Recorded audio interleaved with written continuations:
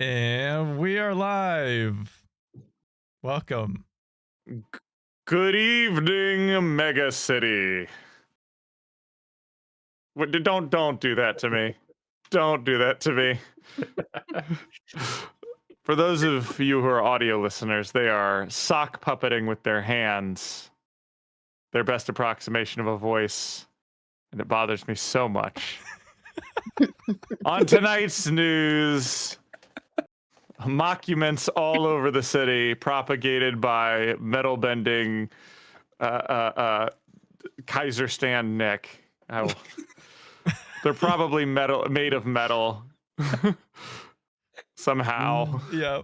Gosh, that threw me off. It threw me off so hard. And then probably Michael was doing it too, and you're just right in my field of view. I can't believe you'd do this to me. You're the reason Hannah and I's cameras don't work. Welcome, folks, to Brockton Bay Book Club. I've got nothing else to give. Welcome. I'm your host, Alan.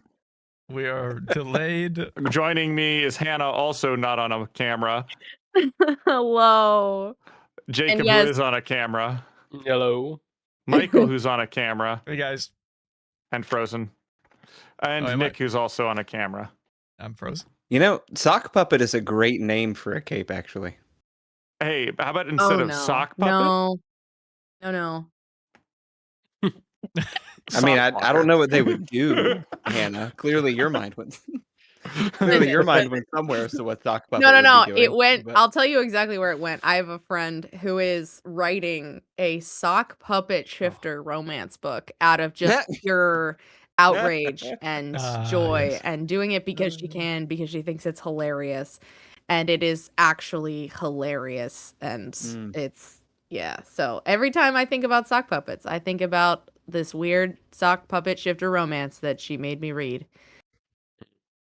And there you go.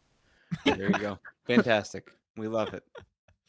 Yeah, Mama Mathers is in here just messing with things today. Go ahead, Hannah. Absolutely. Yeah. I was just going to say, I would like to say now that just because my profile icon is of Bunty with a Coke can on her head, that does not count as cats on screen. Just so you know. Fair. I'm glad you pointed that out. Somebody's not going to get a bingo tonight because of that. So I just thought I'd say it now. Yeah. Normally that's a pretty free space, but as far as I know, Michael owns a cat, but isn't usually in the room he's in. And Jacob and I do not own cats. So it would be I don't know if it was last time that like he got up and left for a second. And then all of a sudden the camera detected Sir Pounce. Oh, really? And zoomed in on him. And it was like, and then you came into frame like a second or two later. But like clearly like there was all the darkness and then just the cat. Oh, that's hilarious. It's like, oh, it tracked him. Not this time. If you did want to play bingo with us or contribute to that, you could of course join our Patreon and be on our Discord, where we hang out sometimes and release exclusive content. And yeah, bingo is in description if you want to play along. Feel free to let us know if you have a bingo. If you're a patron, you can send it in and we can call off what you won and see what it is. If you can see my tag on my Discord apparently says Blue Prince. That's because I just finished it and that's part of why we're rushed. So you should all go play that. That's my one suggestion. It's fantastic. It's free on Game Pass. As for tonight, we are reading Arc 16. First half, 0.1 through 0.7. Let's go with initial thoughts. Hannah, you have no camera. What did you think? I had a lot of feelings. There were times where I had to pause so I could cry profusely and sit on the floor. That happened. There were times where I got so mad, I paused and I had to walk away because I was so upset. And yeah, overall, I think we had some good emotional feelings after the past arc, and I enjoyed it. I feel good and sad, but good about it. Nice.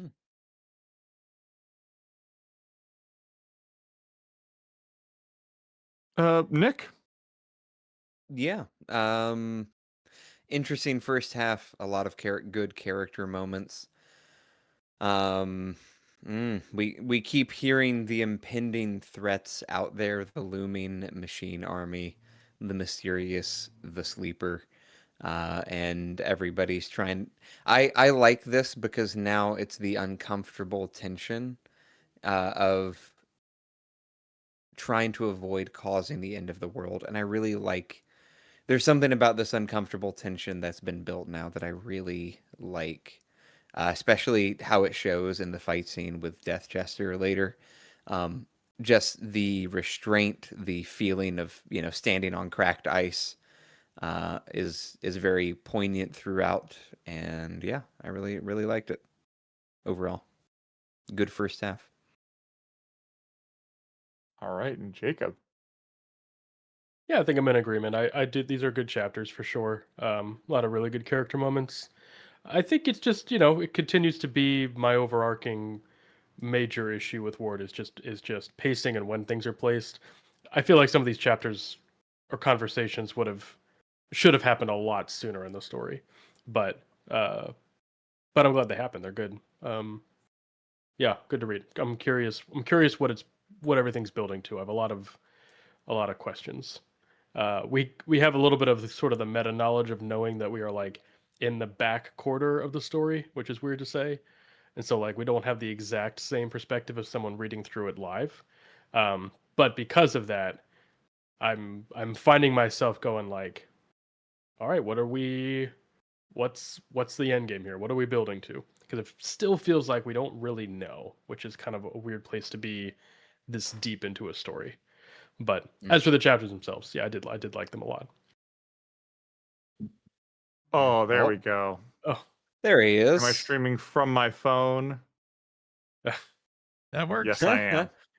Hey, if it works. I have my phone connected up through a USB cable to my desktop. It is now operating as my webcam, being held in place by duct tape on a very cheap ring light. Duct tape. The duct tape. Okay, here's the thing: the duct tape holds the ring light. The ring light barely He holds has the the phone. jankiest of setups. There's a cable in front of my face and between me and the computer, but we can just more duct tape if we need to. Hope that doesn't knock everything off. Honestly, it seems like it's a better camera than it looks pretty good. One, which for some reason I know, right? Maybe I should start doing this. Not bad. Yeah. Truitt asked, how are we going to know if Hannah cries? We need to see her emotional reaction for our entertainment. Oh, shaking head in a jokey way. Entertainment. Wow. That's a great question. Hannah did say she cried during the reading, so I will allow it. Here's the thing. Let me tell you right now. The second I start talking about the thing that made me cry profusely, the things, there's more than one that made me cry profusely. You'll know. I'm gonna.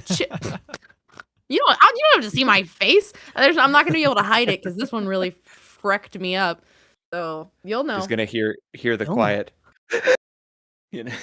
I was gonna say, Nick, can you give us just a cue of what the crying would sound like? I know you have an exceptionally good cry. The effect of like. That's it. It makes it all the better that we can actually see your face, and we wouldn't be seeing my face in this scenario. So exactly. That's something to that effect. Yeah.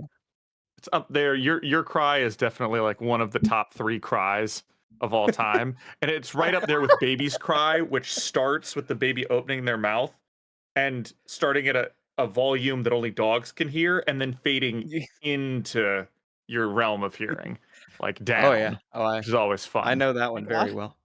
Yeah, it's the deep breath into the. The storm is about to. Yeah. It starts up here, and it's. Horrid. Like, you're like, is it making a sound? And then it comes into your hearing volume. You're like, oh, that's a sound. Oh, that's a baby. That was a Nazgul. All right. Especially you can see them charging it up like they're charging up a laser, like the. When they're sucking their that is mouth in. All exactly the it. eyes. I think my wife is texting me to see if I'm okay. Tell her it's been a rough She's month. a No, good she just woman. said She's she a just good wrote the lady. words, "Honey, please." Oh. Also, this is Oh, weird. no. Y'all get to see Love me it. with glasses because the reflection, I'm not staring directly in like this, getting that glare. Ah, yes. So I get to wear my glasses Oh. for once while doing the podcast and not have it be super Nice. bad for the Amazing. patrons. There you go. Hey, you look so cute. Adorable. We can do the oh.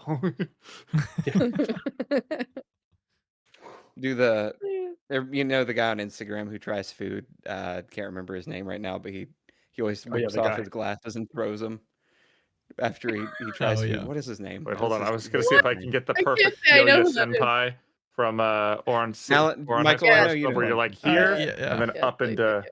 gotta find Oh yeah, I do. this to like Yeah. there we go. Yeah. Pretty close. All right. Well, did we get I think we got everybody's previews while I was vamping for camera. Except you. Mhm. Did you Oh, say except for anything? me. Yeah, who are I you? really like this arc. It's got all the stuff I want. It's got the mundane things at the beginning. It's got some good combat. It's got one of my favorite power interactions. Yeah, I think it's really good. It's one of those like hidden gems that I've kind of been waiting for because yeah. It's just really Sick. there's not I don't know how to put it. It's not one of the most intense chapters of all time. Whoop. There goes my Oh, camera. so close. I was so close. But it's pretty good. Oh no. That being said, let's get into it. Nick, kick us off Yeah. from You within. you figure out your things, and I'll I'll figure it get out. into Arc 16.1. Arc 16 from within 16.1. Victoria gets sick and takes in Kinsey for a few days. The two of them fly to visit Byron. Kinsey finishes the Capra camera, befriends Defiant, and worries about using it when the city is so close to breaking. Thinks about getting into the shard dimension. Well. Nope, your phone is locked, Alan. No. I It got says- this. Nope.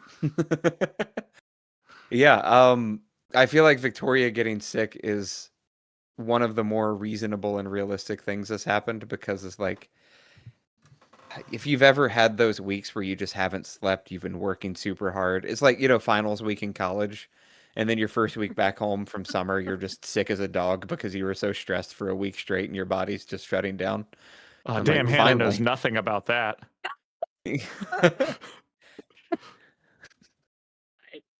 You know what that's like, right, Hannah? You ever Oh felt that my way back in God. college and not right now? Oh yeah, not right now. Not right now at all. Hannah, I just want to ask a quick question. Geographically, in your room, where are you right now?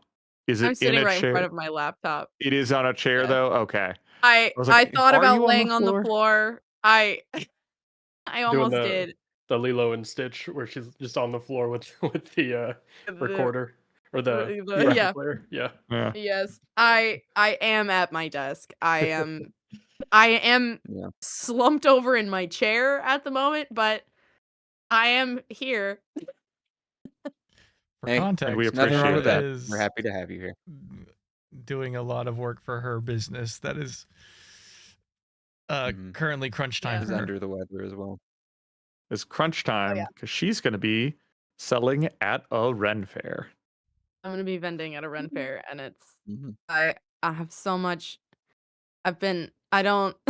My brain has nothing else left inside of it, and I'm very tired. Yes. And who else is very tired is Victoria, as we were talking. Poor girl. She's Yes, so sick. yes. Yeah. She's done nothing because it's been, what, a week now since the beginning of the story? Yeah. 2 days? Yeah, Oh my exactly. God. Yeah, It's the second day. Yeah. exactly. Full 48 hours.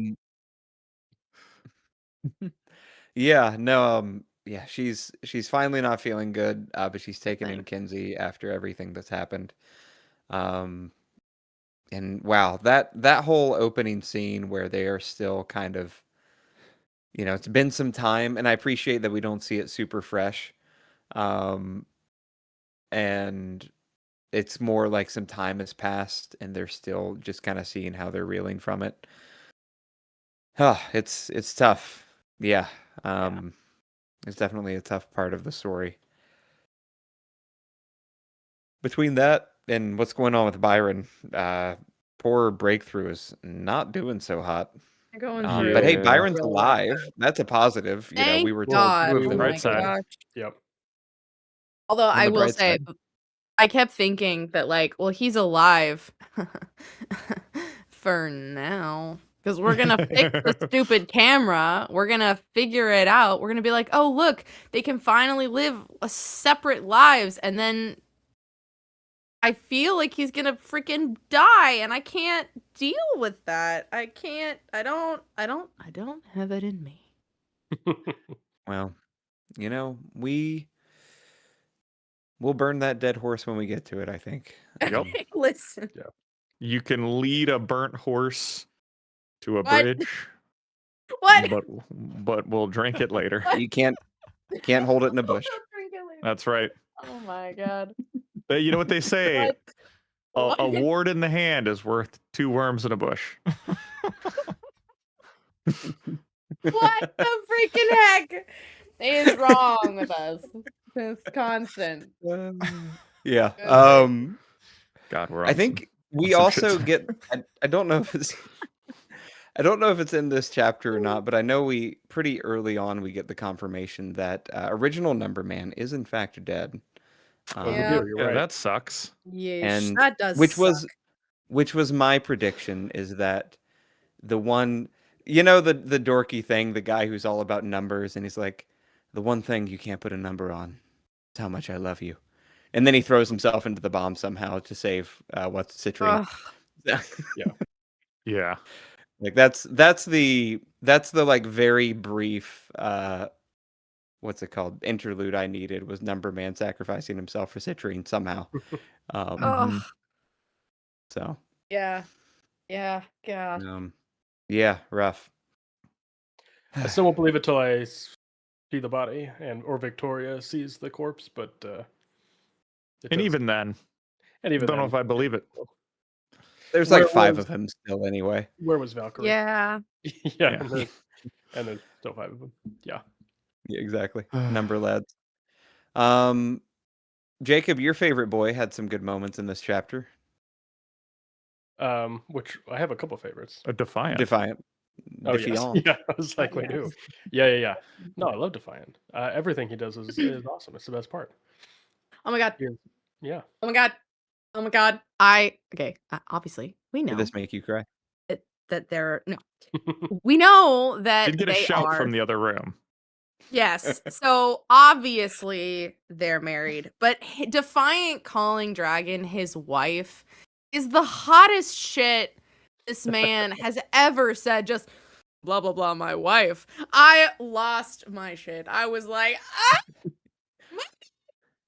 my wife. Hello. Yeah. Hello. Here I am working with headphones on, and I just hear, ah! And I'm like, what? It's look. There's nothing. Just a single sexier. sound. There's nothing hotter than a man who loves his wife. It's so hot. Everybody loves a wife guy. Yeah. Defiant's like ultimate wife guy. He is ultimate wife guy. It's true. Although, you know what? He didn't give himself up like Kurt did, though. So, Okay, well, look, listen. Kurt's don't gone even the put distance. that out That's all I'm saying. Okay. Well, listen, you could say in a way that Defiant didn't give himself up, but he had to give up the potential of having Dragon, as we found out at the end of Worm, right? There was that, there were the issues that they had discovered, and he had to sort of reboot her system at the risk of losing her. So Not knowing. Yeah. Yeah, Defiant becoming the very hero he thought he was at the start of Worm, right? And then really becoming that has just been such a great character arc. Yeah, and he's the best. You see, this whole scene with Kinsey feels like a correction, a conscious correction on his part of the mistakes he made with Taylor, right? Mm-hmm. Where it almost makes me wish Defiant was the protagonist of Ward. But that aside, right, the conscious correction of the mistakes, like you can see, he's like, I'm not the best person. I know you're a lot. I've read your file. I know who you are. It's cool, kid. Like we can be friends, I hope. Because he knows that I think the last time a child reached out to him was Taylor, and he knows how that went. Yeah. So yeah, it's a good one. I really liked it. Yeah, and Taylor, another child that will not take no for an answer. Yeah. For real. Yeah, for real. Right. And has boundary issues, what with the bugs everywhere. Yeah. Oh my gosh, it's so true. So true. Oh. And also they are both like on everybody. Streams of water. There's no stopping them. And the dam just builds up the problem. You can only redirect it, for good. Yeah. Speaking of which, I feel like Taylor had a few name drop. That's later, but Taylor was mentioned quite dark, I feel like, which was interesting. Yeah. We gotta give a shout out to having a burrito blanket. I have it's one. very important for the grieving process, or the just tiggity tired process. That's very true. To have a burrito, everybody should have a burrito blanket, and they should charge up in it. And then make your friends fold it, because they'll look for the corners and realize there aren't any.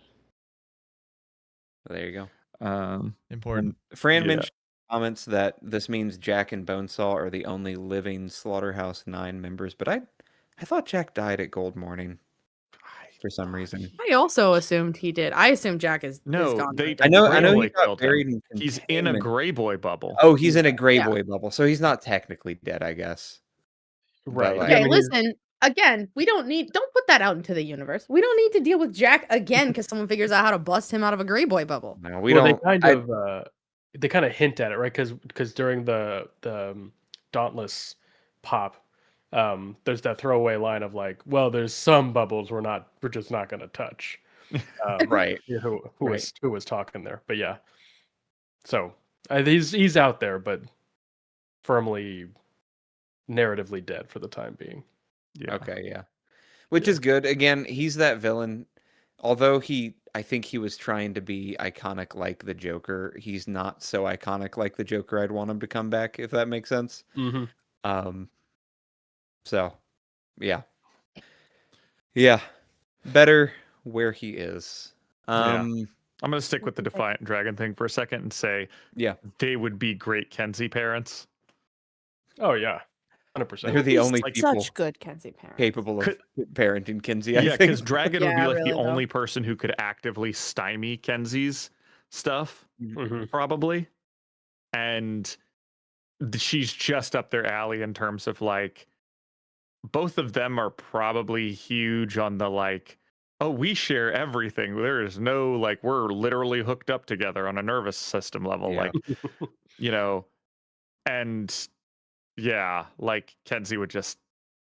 I think they would be great for Kenzie because specifically Dragon would be great for handling everything technological, and Defiant would be a good physical presence there to be like, "Hey, kid." For sure. Mm-hmm. Oh yeah, for sure. Because even having Dragon being able to be like, "Okay, Kenzie, turn off your tech, or I'm going to turn it off for you. You need to go to bed." Yeah, like only Dragon and Defiant could do that kind of thing. I will EMP the room. Yeah, exactly. None of us will have technology. We're gonna be playing Monopoly by candlelight, Kenzie. If you don't go to bed right now, I will pull this dragon or this dragon ship around if you do not stop throwing cameras out the window. Somebody, I don't know if it's a joke. Point, I think they just straight up had that theory before. We're guessing that Kenzie was that Kenzie the dragon kid. Mm-hmm. Which seems to be what Saint's friend thought it was Dragon, but it was Kenzie. What's her? Oh yeah, hacking into the Yeah. Yeah. Whoever The Angel I Guardian can't or whatever remember the his fuck name. it's called. It doesn't matter. That's Some what his kind name of is. Russian name. Ivan. We'll say. Mishka. Igor. Mishka. Thank you. Which means Yeah. mouse. By That the might way. have been Misha. Misha. Okay. Because Mishka is a Yeah. mouse. Mouse. Mishka's the character we're trying to rescue in Witchlight. That's right. Yeah. That's Oh, right. yeah. That is the small child. The small child. Oh, that's true. Yes. Oh no, our universes are collapsing. Yeah. No, All right. also I think What is this else? the one? Oh no, it is Mishka. Okay, never mind. Or Misha. Misha. Yeah. Yeah. It doesn't even matter. Is this the one where they have the argument with the kids, or is that later? Oh, with the kids? That is at the end. That's 16-7. Yeah, that's like the last one. That's 16. Okay. Because I just have 16, God, poor 16, Kenzie, 7, yeah. Tattletale, you softy. So That's it's okay. much So later. Yeah. no. no. This is No. 16.1. It is. Oh, okay. Gotcha. I'll Oh, tell no, you there what is it something. is. Yeah. Yes.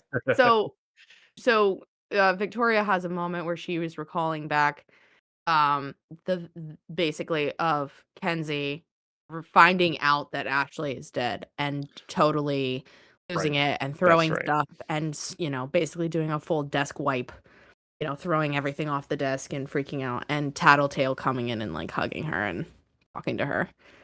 And I'll tell you right now, that was the first time I cried. That just killed me, because like we talked about this last time, that Ashley's death, because it's coming from somebody else, it feels very impersonal. Her death doesn't feel emotional. We're not seeing an emotional reaction by somebody nearby who cares about her. Like, it's a very impersonal death, and therefore it doesn't feel heavy to the reader at the time. But like,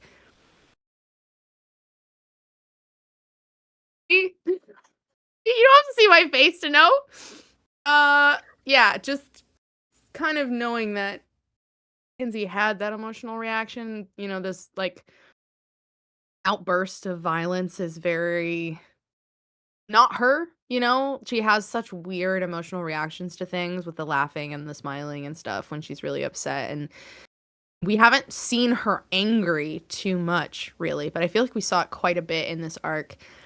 But the anger coming through of just, losing her favorite person is, as Vic says, but that was sucked. That was really hard. I think that's what made it feel real that Ashley was gone. Yeah. No, again, like you said, the emotional impact of the moment in the actual interlude wasn't that heavy. But again, kind of the aftermath of it is what made it heavy. And I think sometimes that's fairly common in media like this, I feel like.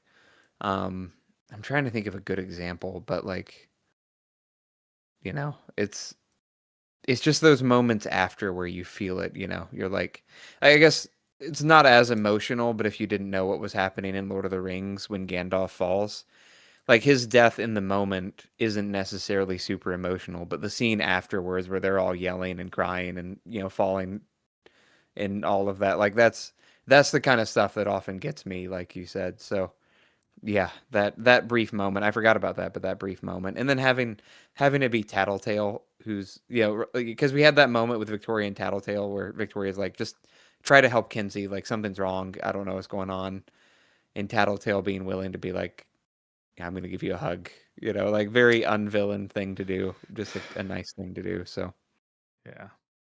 yeah, What a softie. Yeah, she really I is put at that, heart. and it's brought up later, but I think specifically around watching a loved one die, Tattletale's got a special place in her heart for that. So, That is true.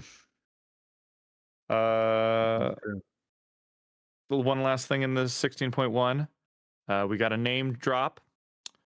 Benjamin Terrell. I don't remember the recall. context. You shouldn't remember it because it's teacher's real name and it's stupid. Oh. It's dumb. His name is Benjamin? His name's Benjamin. Benjamin. No. What a goof. No, it's not. No, I don't believe it. We'll give him a better name. Yeah. What better name could this loser like? I mean, I can only think of worse names. Yeah. Honestly, Yeah. Benjamin's kind of just I don't want to insult the Benjamins out there. It's just kind of standard. Like it's Yeah. better Standard than name. it deserves. Basic name. I feel like he'd have a first name like Pratt, but like as his Oh first gosh. name. You know what I mean? You know what? You know what? Like last name as He a would first be name a kind of person. Connor. He'd be a Oh my Connor. gosh, if his name was like Pratt James or something, he Pratt grew up Connor, a Connor. they're like, Exactly, motherfucker, your exactly, names yeah. are backwards. Exactly, Yeah, Pratt he has Connor. backward names. Yep, that's it. He's got backward names. Ooh. Fran commented talking about the effect of deaths is that's how I felt about Caesar Zeppeli from JoJo's Bizarre Adventure. I I assume think he's the mentor, isn't he? he's the friend of he's Joseph's friend, not the mentor. The mentor is Lisa. No, the very first Her one. name is Lisa. The guy who teaches him about Hamun. Isn't that? That's Lisa teaches him about. No. No, Caesar is his friend. Yeah, he's the one with the scarf. He gives him the scarf though after he dies, or he takes the scarf. Well, I'm looking this up. I mean, I think they learn. He maybe teaches him, but they. Oh, I don't even He's know. also who the he's heck also a this- disciple of Lisa. I have no idea who this guy is. Sounds been bamboozled. See, the problem is, I do agree with you, the Fran. crazy magician guy, black and white. Oh, that's black and white. That's Speedwagon. No, there's a Speedwagon? guy between Oh my god. before Speedwagon. Hearing them talk about something Yo, I know nothing Jonathan's about master. Yeah, is just so funny. Michael, we'll get back to this. I And then don't go to know, Lisa it's like way just- later. Caesar's his grandson. So who's Michael, the- shall we start a separate Yeah. podcast? Will Antonio Zeppeli, the grandfather Antonio of Zeppeli. Caesar Yes, that's his Zeppeli. grandfather. That's Caesar's the guy who grandfather, teaches him about Hamun. That's the guy who teaches Jonathan about Haman. Yeah, the first Caesar... one. Okay, all right, but that's not who Caesar God. is. That's why I was like, I have no idea who you're talking about. I don't know who the Caesar guy is, but one of the Zeppelis teaches him about Hamun, and then they get into stands later. J-Man, I Yeah, too yeah, am lost. Yeah.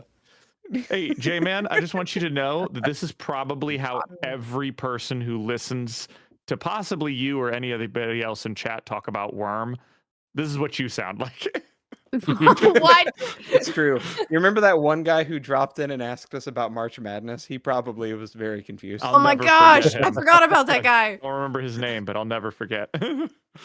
Like the algorithm was like, oh, they're talking about March. It must be March Madness, and March is Yeah. and Is that Mad really is a why? Hatter and March Madness. That might have been I'm why, like actually. next to That's a great positive theory, that though. it popped up for that That's a guy's great algorithm. theory. He We was did like, say the word "What's March a lot. live right now?" Yeah. And the algorithm was Yeah. like, "Here, March Madness," and he was like, "Hey," and then realized where he was and did a You know, complete 180. If we were smarter people at the time, we would have talked about which precog could have called it better.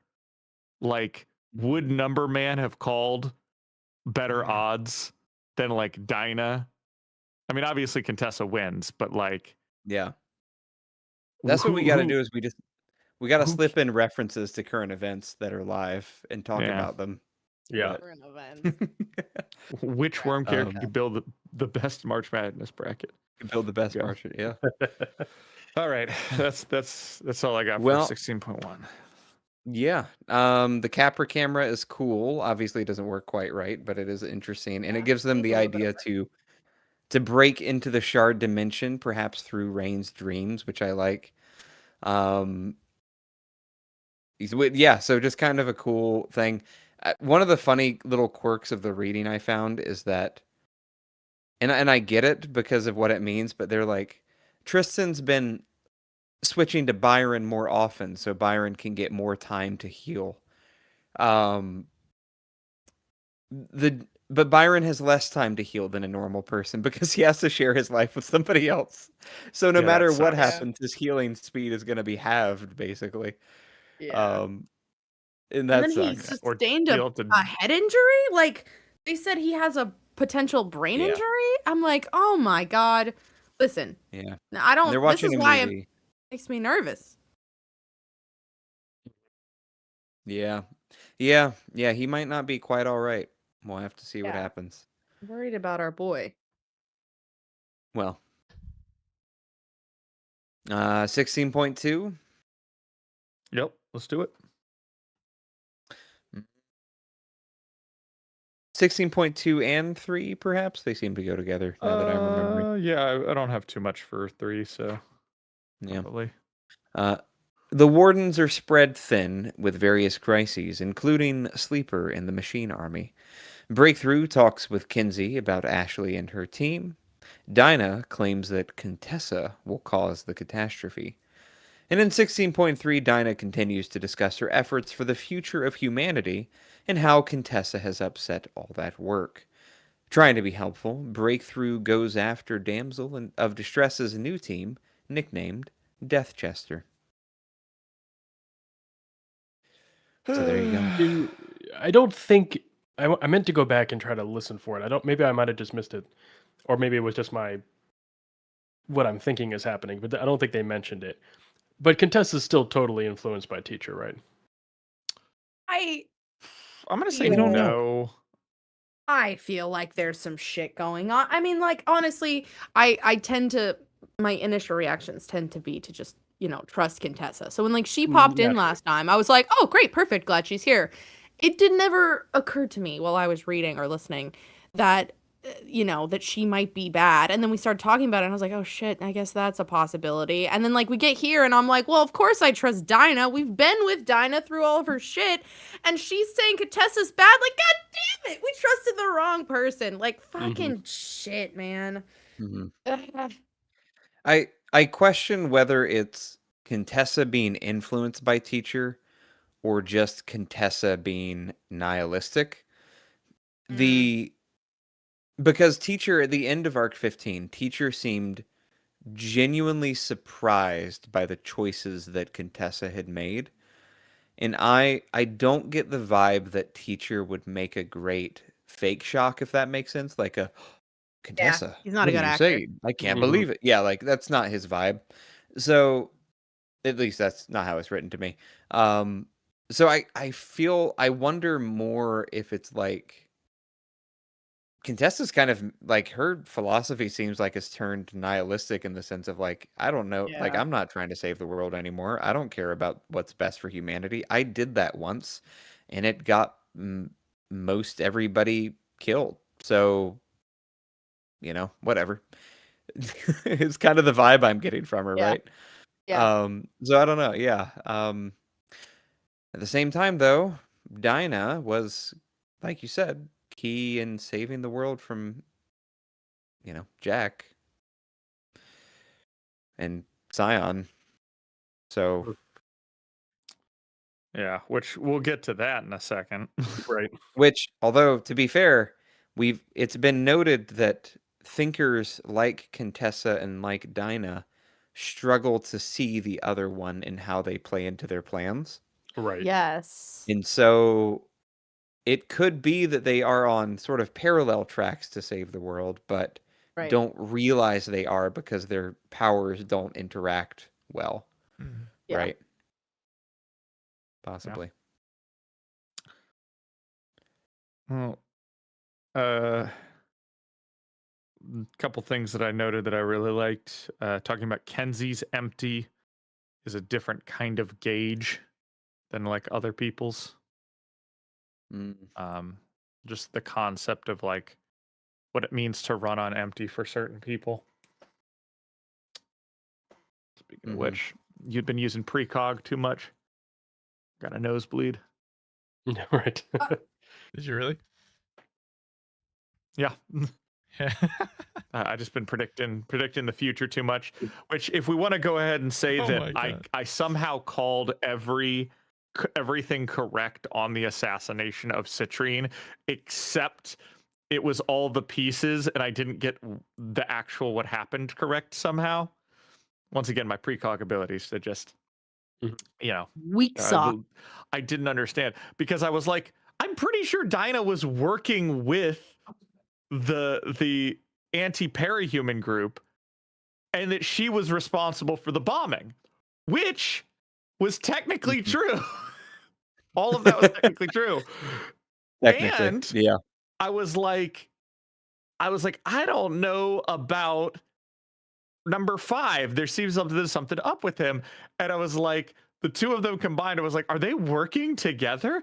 And the answer is No, neither of them were technically responsible for killing Citrine and Kurt, because like Dinah knew that the bomb wasn't going to work.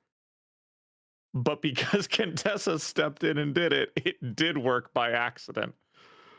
So like, Whoops. yeah. Mm. It's unfortunate. Damn. What do I think? Rough. J-Man, what do you think of Dinah's plan? Is it okay for her to meddle in the middle of this without everyone else's approval? He does not need, first of all, she does not need anybody's approval.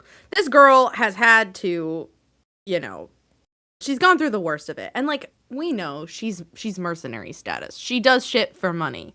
She doesn't like, technically, she doesn't owe anyone any explanation. She could go off and do her own thing because Contessa basically also did her own thing. She just partnered up with the doctor and, you know, Cauldron. And if Dinah's like, all right, I'm going to do the same fucking thing and I'm just going to partner with the non-parahumans, sort of, and plan my own shit. Like, she doesn't owe anybody an explanation. Now, would it have helped? Like, yeah, probably, if our precogs could fucking talk to each other and get over their egos, but, you know, here we are. Yeah. Also, Bernard, I have read the story before, and I don't remember the Dinah being involved with the situation, okay?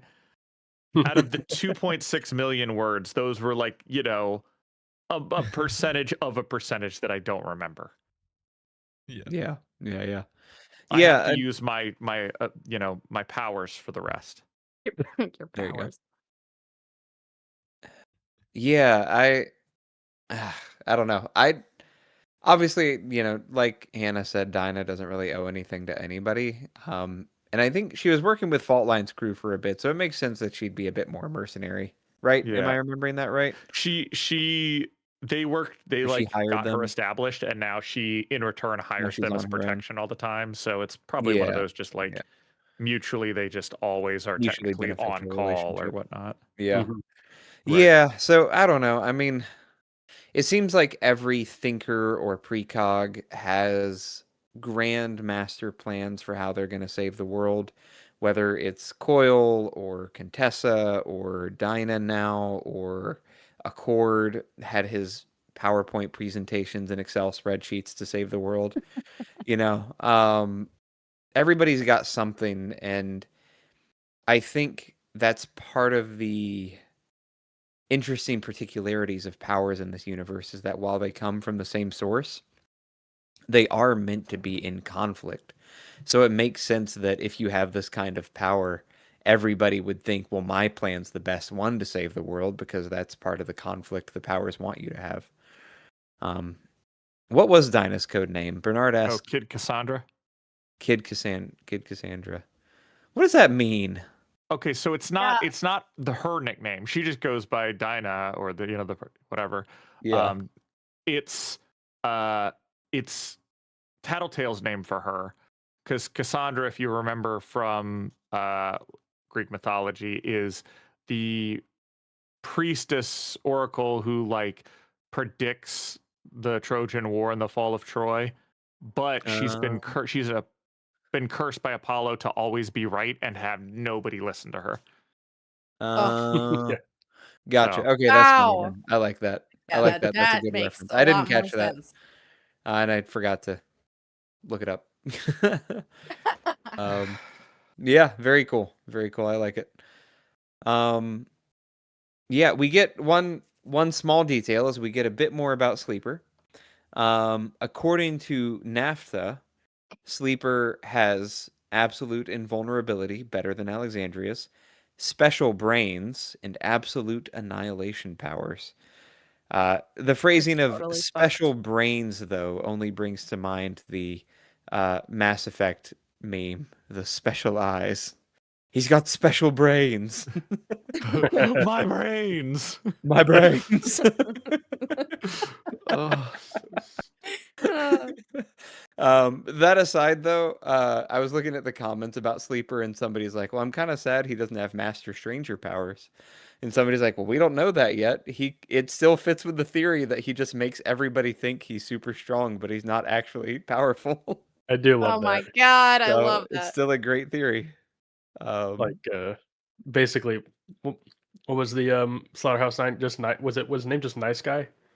Yeah. Yeah. Oh, nice yes. guy. Yeah. That He exact made you think same he was power. non-threatening. Yeah. Yeah.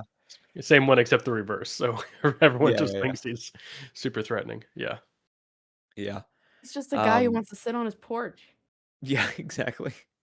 He just wants to sit on his porch, and his only power is to make you think he's too powerful for you to fight. Great. That'd be a great power, actually. It'd be funny. Very funny. There's I think I've mentioned it before in relation to Sleeper, but there is a cape story by Brandon Sanderson, and one of the characters in it is invulnerable as long as you are afraid of him. So it's a very similar, like, you can't hurt him if you're afraid of him is the vibe. And I really like that. It's sort of with Sleeper. It's like it's the aura of it, right? Yeah. Exactly. Yeah. Oh, Yeah. man. Also, we finally got like a power like classification for him. It's just Sleeper, absolute invulnerability, absolute annihilation. Yeah. Yeah. Just dead. Incredible. All right. Yeah. Yeah. If even Capri looked at Sleeper and was like, not worth the trouble. That's something. That's something. Yeah. Good times. Strong. We love it. It does make my story brain wonder if, like, it's one of those things where, like, it's like the god that you can befriend kind of a thing. Like, he has all of this power that, like, you really don't want to get on his bad side. But if you can reason with him, that, like, maybe you can get him on your side. So my mental picture of him is very much like, obviously he is a problem. But until we get to the point where he's, like, active in the story, I still have, like, this thought in the back of my head that, like, he's actually going to end up being an ally because we can, like, convince him or some shit. And I just don't, like, I won't not believe that until it's, like, actively a problem. Yeah, yeah. Kind of the Endbringers, kind of like how the Endbringers turned in the Actually, yes, exactly like the Endbringer. Yeah. Which was one of the best parts of Worm, was the Endbringers turning good, so to speak. So great. Right. Yeah. Although, you know, we still have Simurf is she's still sitting on Dauntless's shoulder. So making me real Whispering nervous. sweet nothings. Yeah. Ugh. Gotta wonder what's up there. Yep.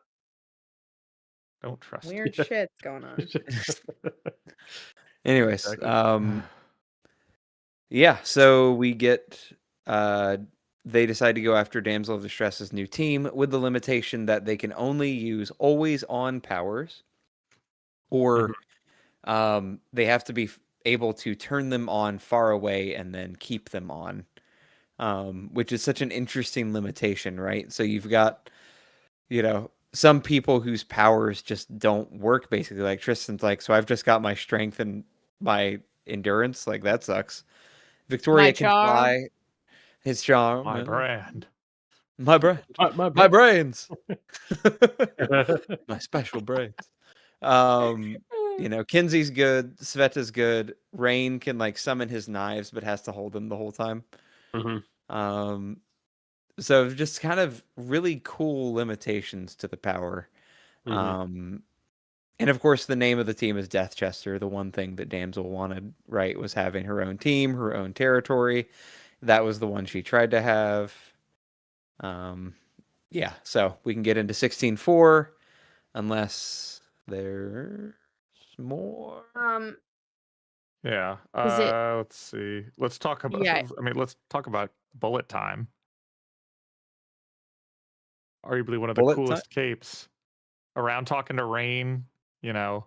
Oh, yes. Oh, yeah. The guy's got like 6 toaster-sized guns, like, strapped to his back, and, you know, walks up. And I imagine it's just Reaper from Overwatch, where, you know, he does his, like, he's just pulling guns out all the time. Yeah. Seemed really freaking cool. And he looks like a total, you know, huge guy, guns, badass. And then they start talking to him. He's like, dude, I'm so nervous. It's so crazy here. I love that so much. Yeah. What do I do? What is sweetie? He's a great character. And I mean, Again, how is it that Rain is like the most charismatic member of Breakthrough? It feels like he's like making friends everywhere he I goes. love him. And I Bulletin's knew like, he could "Hey do man, it. good talking with you. Show me your stuff sometime." Show me your moves. It's because he's the least intimidating out of the entire group. So he's the Yeah. most approachable. You know what? Again, I can only imagine the Fallen is Southern. I don't know what that says about me, but I just imagine it's just Rain's Fallen got this are like Southern. easygoing, right? He's got Well, I this think better as easygoing well. Southern attitude, right? That makes him easy to talk to. And he's just like, "Hey man, how's it going?" Oh, don't. Wow. That's Not how I that imagine You can't Teeter say it talks. so like low and Yeah. slow. It sounds creepy. Yeah. Hey man, my name's Rain. No, you can't. I'm No, I here with said you can't. Breakthrough. No, no. Bad, bad, Nick. I hate it. Mm-hmm. Does he have that Yep. that rich how does I always loved how Andy describes it in the office, right? That the drawl that's just coming out of your mouth like The rich molasses molasses. spilling out of your mouth. Yes. Yes. Love it. Yeah, exactly. I was about to say we have a friend who's every time she like really talks a lot about the things she's passionate about, her southern drawl gets really pronounced, and it's so funny to me because she'll be talking and then all of a sudden she'll be saying like this, and she'll move into it and you can hear it and you're like, Mandy, Mandy, what just happened? She's like, I'm sorry, and it's adorable. That's cute. Mm-hmm. That's funny. Yep. And then J-Man mentioned that they really liked Gollum in these chapters as well, which I agree with. Yeah. Right. Gollum is always a delight. Always a pleasure. Wait. Also, I don't know the guns, Yes? but we never did see his feet. Why are we talking about It's in feet? response to Truitt saying Robert Liefeld-esque character, and then Fran said because of the feet, and said no the guns, but we never did see his feet. What is, I is this don't feel chat like I understand today? what's happening. What's going on, chat? Chat's as loose Oh, as we are. I should have known. I should have known as soon as I started typing it. It was like comic books. I'm like, I know who Rob Liefeld is. Oh. We all know who Rob Liefeld is. You just have to Okay. look at Yeah. one of his male characters drawn, or worse, one of his female characters drawn. Oh no. That's funny. Yeah. Yep. I He know he's got loved the famous muscle. I was gonna say, did he Yes. draw the Captain America? He's got the famous Yes. Captain Okay. America. Yes, he did. Yep. What? Just the absolutely stacked chest Captain America. Just The the Wait. the way Hold I, on. the way I gotta my look favorite this up. description of that photo was the artist accidentally pressed shift with all caps on, drawing his head. It's like the whole body and then just the super tiny head is great. yeah. So you look up Robert Oh my Liefeld. God. What? Yeah. It's Yeah. That is a certainly a choice there. With what am I looking at? that is somebody who doesn't respect Proportions? physical anatomy. Mhm. It's like when they designed the Barbie, and like if she was actually in human form, her neck would break and she'd fall over because her proportions are so weird. Yeah, he looks like a freaking rescue hero my ass gosh. looking motherfucker. Wow, that is Truitt says odd. Rob Liefeld was a famous artist and he could not draw feet at all. So they were not in frame a lot. And thus, that's how this came up. That's funny. So That just makes sense. never all drew right. feet. I didn't know that about him and feet. There we go. Thank you for the And context. now I know too much. Isn't that And what the this context podcast being is all addictive. about? Apparently he was really into guns as well, which is why the We could know. bullet time I reminded mostly know them. him from Cable Comics. Yeah, did he create Cable?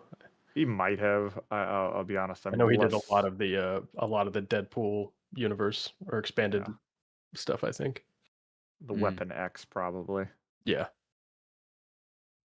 Let's see. We already did that. We talked about him. So I've got a question. So do we think? Yes, Rob Liefeld, the anti-Tarantino. Do we think that Contessa is responsible for the bombing of Citrine and whatnot? Or is it an intentional thing that she's doing, or she's unintentionally getting used by her shard? Like her shard is running the show. Interesting. It would be neat if Contessa and her shard were at odds here. It would be interesting. Yeah, like her shard was feeding her wrong information. Well, I was gonna say, what if she's getting teachered by her shard? Like, right, she's the saint in this scenario, going, "Oh, I'm just gonna go about my day, making my own decisions," and surprise, she's not. Right. I have a thought, perhaps. Go on. I'm still not 100% convinced that Sveta wasn't supposed to be the second person who died in Contessa's plan. Mm-hmm. And what if, in her plan, she determined it was worth risking Number Man and Citrine for Sveta for some reason? Maybe as an apology, or maybe as a need for the future, right? Because the only thing that really changes is the Number Lads get split up, because a couple of them have to go talk to Citrine. And number 5, the one who's having doubts and is out of sync, is the one who ends up with Sveta. Yeah. Right. So, I don't know. Interesting. A bit of a stretch, maybe. But I would say I like it though. I don't know. The thing that's hard about Contessa is she was always about, the quote unquote greater good, right? You kill 999 people so you can save 1,000. That was Cauldron's whole thing. And my thinking is just like, possibly Number Man was a needed fatality for the sake of something that we don't know about, right? It's just one of those variables that we don't know that perhaps she did. Yeah. So, yeah. And that's to say, like J-Man says, does Contessa even care about Kurt or Citrine? I don't think necessarily. I mean, she worked with Number Man closely, but I don't think she really cared that much, to be honest. It was more of a professional relationship. Yeah. Also, this question of, because Contessa feels very removed. Like, to me, she feels very removed from the equation. So, does she even allow herself to have friends or people that she likes? Because it would potentially cloud, her judgment on well, I don't want to pick that route because this person might die. So I'm going to pick this other route because then they won't die. But 30 extra people might die in that route. So I'm going to take that one.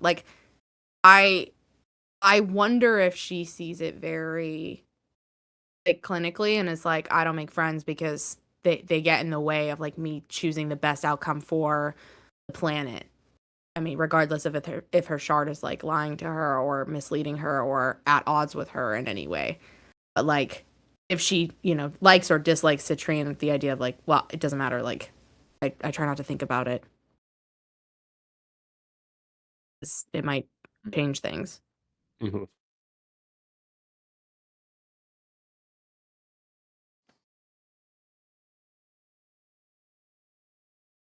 Also, I've never read the bread fanfic. What bread fanfic? No. The answer's no. No, we have not. It's because the fanfics I'm gonna keep it a buck. I don't think I've read any. I was gonna say chapters. Yeah, I haven't read any fanfic outside other than our own. I was gonna say we write our own fanfic. We read a couple of our fanfic night. Go check the Patreon. We read a couple fanfics, but not the bread one. No. I can only imagine. If that's something you really want and it's not short enough for us to do, let us know. If it's not, is it the loaf attaching? Yeah, to a loaf of bread. Is it called loaf? No, there's one called loaf where Contessa decides to bake the perfect loaf of bread, but without using her powers. Oh, that's amazing. Certainly that's interesting. Just a recipe. You have those online. That's I hilarious. do want to read that now. funny. I'm gonna go find it. I've not read that. Yeah, I kind of want. Don't read I feel like it we need unless to do we're a part recording. 2 of. I know, Yeah, I was gonna say, yeah, we need to do it for the Patreon, That's like a good idea. a bunch more. Like We I do. said, fanfics. if No, they're for short sure. We could enough do for some us to more do, fanfics. let us know. Send them over. Give us your suggestions for fanfics. And since we Or- blended over into 16.3, I just Yeah, one of my favorite lines. Go ahead. Gary, you aren't that important. Yes, finally, someone said it to the man. Yeah. It's like Dinah's just talking to him about how he's like, well, I feel uncomfortable that I've been manipulated by a parahuman. Am I in any danger? Yeah. Gary, nobody gives a fuck about you. Gary, They're you're so collateral damage at best. Okay. Gary, on the chessboard, you're a pawn. Oh, poor guy. Is he What? on? Oh man, it's such a blow to your ego. Like, oh, Yeah. bummer, man. Gary, we're playing chess. You're over there playing checkers. Hey. You're in the sandbox. You're in the sandbox. Yeah. I do feel it is. We talked about Gary a lot. Obviously, it's an interesting perspective to kind of remind us what like the normal folks are doing about going about their day in this type of crazy world. But it's hilarious how insignificant that all feels compared to what's going on. Yeah. We do need. I bet there's probably some good Gary fanfics or normal people fanfics. Yeah. Interesting. He's playing tic-tac-toe. Mhm. And losing.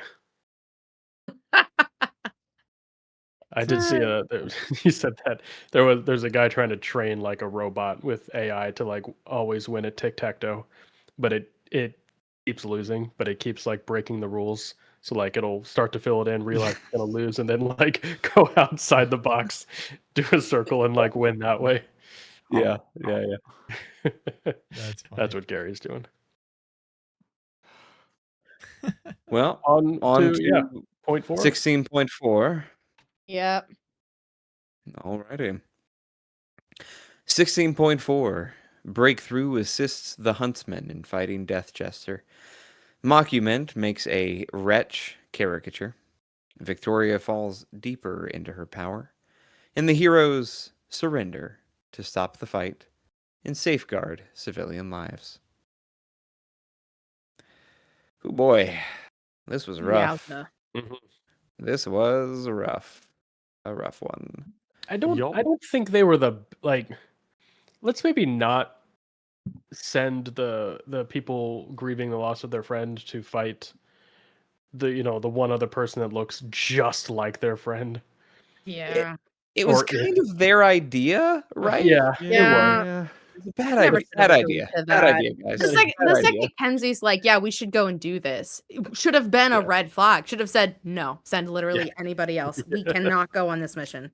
Hey, Yeah. just a thought. Hey, guys. Yeah.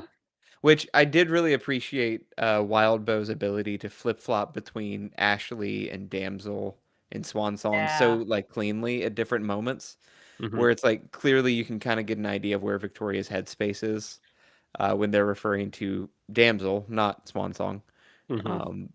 It's very clever. I want to talk about Mockument but one of my favorite character moments, I think maybe in this whole in Ward so far, is when Victoria just looks at him and is like, "I hate your power," and he goes, "Yeah, me too." Like just such a small but telling moment of like, Yes. he's got the jester's outfit, but you can tell this is a deeply sad, horrified man at what he can do. Like no. he He's hates got himself. that, and he has one other line, which is, what is it? The original holder of the power died. Oh, and yes. I'm what's left. Yeah. Yeah. Yeah. Just like, oh, that's That's such a crazy. hard hitting single, you know, phrase right there. Oh my gosh. Yeah, Mockument goes hard in this chapter, and Yeah. my God, like what a like combination. I guess it's a bit of a thinker power because it kind of delves into your emotions and your feelings Right. and Yeah. reveals them, but also whatever the name for a power is like, that makes things. I don't remember what that's called. I think that's part Birther. I was gonna say that's part master, isn't it? Like you can create things and then Yeah. or control them. Right. Yeah, that might be master. But yeah, what an awful power. What an awful, Yeah. awful power. Is he up there What an like awful scene too. capes? The list of capes who hate their powers the most. he'd be on there. For sure. Yep. Yeah, That whole caricature scene was rough. Oh, it was really tough. It was really tough. Yeah, I had to pause it and take a little bit of a break. In general, I tend to, in the same vein of killing off characters, I tend to enjoy the torture of a character a little bit to push them to the extreme to see what they will do. And oftentimes, the character will disappoint you. They'll step outside of whatever rules they've set for themselves, and they'll break rank, and I'm gonna kill you. They go in full arm swing and everything, and she doesn't. And I think that broke me more than I expected. That it really, like, like I was pacing around my office as I'm listening, because your girl can't sit still and listen to this shit, and I'm pacing around the room, and I had to pause it. Like, it was so horrid, like the worst kind of bullying. And the voice, I've said this before, give full props to the audiobook and just Rain Ramsey, who does the narration for this part. Just the voice that he did for the this caricature is just truly awful,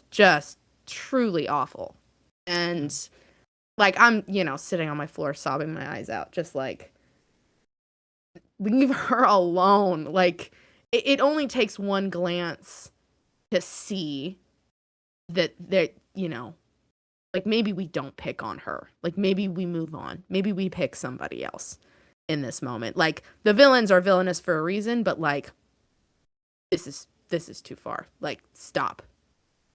Oof. Yeah, this is one of those. It's an interesting moment where, and I was actually, it's a good. I'm going to bring it up now. I was going to bring it up in the next chapter as well. But we keep making comparisons to Worm a lot, obviously, and I was really thinking about these chapters because they highlight another issue's the wrong word, but I think one reason why overall I've clearly have enjoyed Worm more than Ward so far, and that's been that, like, despite all of the obstacles and the challenges and the setbacks and the harm and all this kind of stuff, like, Taylor wins a lot. She has a lot of wins throughout Worm. True. Small wins, 2 steps forward, 1 step back here and there, but like, it's constant progression, constant victories, self wins, team wins, etc. And it just feels like nobody in Ward can win a damn thing. It's like every interaction is just blow after blow and punch. It's just brutal. And like, after 16 arcs of it, it's like, come on, give him a win. And yeah, I mean, obviously we'll get to it, but even like Ken's, like, it's just nobody catches a break. It's rough. Mm-hmm. Yeah. Yeah. Yeah, I've been waiting and cringing knowing that this is coming. Like, Ugh. it's so so awful. uncomfortable, and you feel so bad for everybody. And then of course you've got to have the greatest combo of all time, mockument and side piece. Fuck Yeah. side piece. Yeah. Oh my god. Yeah. It's rough. Yeah. her sitting on the ground laughing so hard she can't get her words out.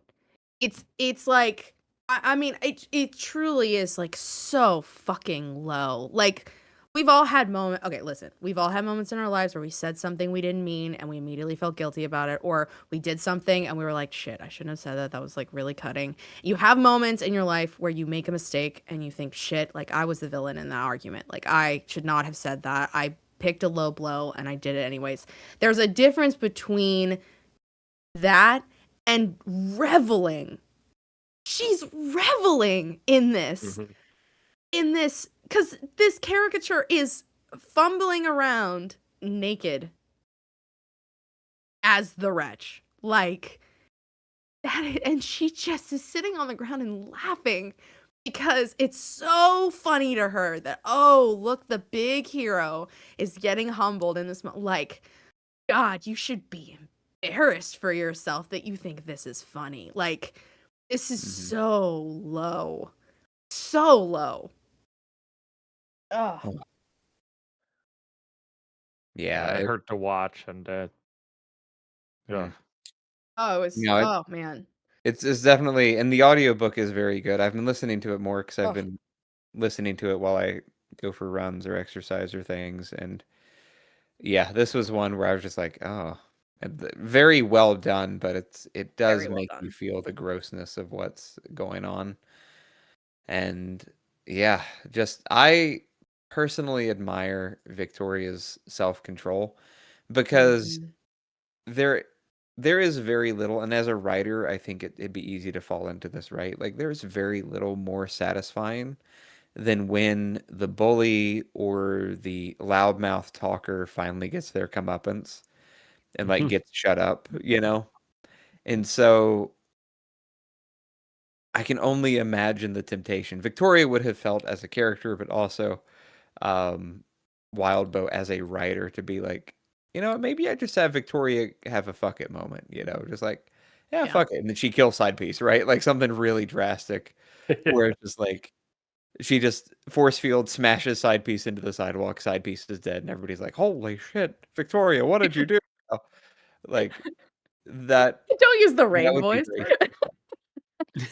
That was the rain voice. God That damn, was such a Victoria, rain voice. God damn, Victoria, what'd you do that for?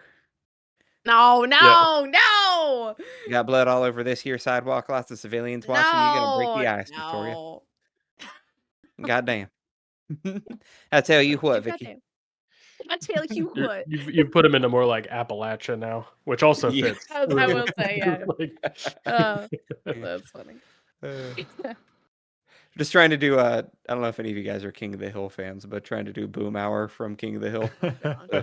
Tell you what, Victoria, you gotta be and do the thing, and you need to get that guy in Side Piece, and it.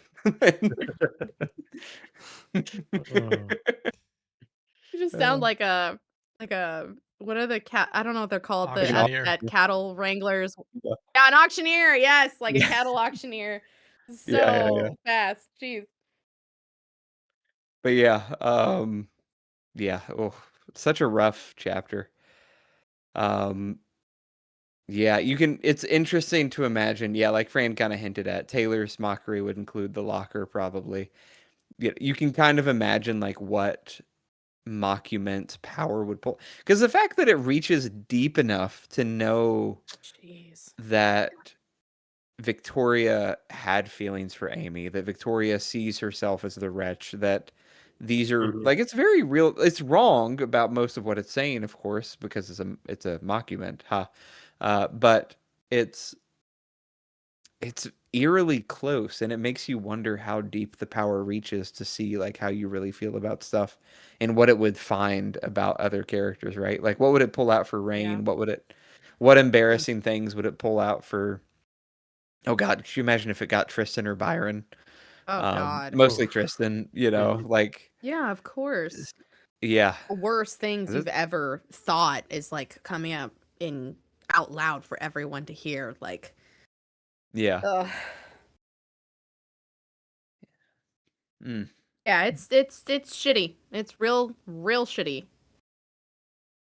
I wouldn't be upset if Side Piece bit it, because it's Yeah. not even the Honestly, dude. It's yeah, it's not even him, the guy with Yeah. the power. Like he's clearly not happy with it. But it's made so much worse because of Side Piece just like laughing her ass off. Like, oh my god, someone bury her, please. Mhm. Yeah. I was looking up, without any spoilers, looking up Mockument's wiki, and it says, does not seem to enjoy his life, likely living a tortured existence. Yes. Gosh. Yeah. And then it says, the other thing, though, is that I forgot about is Mockument has a jester theme to his costume, but is described as being proportioned like a gorilla. Yeah. You think of him as like a tiny little bastard guy, but he's actually huge. Yep. Oh, weird. Hilarious. Not the mental picture at all. You know, he's a little echidna-like. Interesting. Yeah, kind of interesting. You're right. You know, I'm thinking about it now. Creating those, Actually, false copies, kind of. actually, that's okay. He's a little echidna-like, actually. Now, the more I think, because the Mockument things get Okay. powers too. Okay, Yeah. maybe not the case, but hear me out. I think you might be onto something, especially with what he said. Yeah, the original Oh, user shit. of my power died, and I'm what's left. Yeah. Huh. What if the original user had an ability to create like clones of people, some, temporarily or whatnot? They got echidna'd, and he has like his Anybody like that his in the brokenness community? is like some sort of anhedonia, Yeah. and he has this power that is a twisted version of the original person's power. But even so, it is like an echidna power, though, itself, Yes, it where is also. the echidna would make copies of capes with their powers, but with twisted personalities. Huh. Fascinating. Would a Mhm. mockument of like Rachel just be someone who's super friendly and outgoing and extroverted? I imagine it just goes more hard, like, nobody touch me, everybody get away from me, don't perceive me. Yeah. Yeah. I don't want to miss what Give me a dog. J-Man said. He said the misinterpretation, the villain, that Victoria actually loves Amy is what got to them so messed up. Yeah. Oh yeah. That would and the hurt whole the like most almost. the sister fucker, sister lover comments Right. are Like, so yeah. not cool. Like that. Yeah. Making little of the worst thing.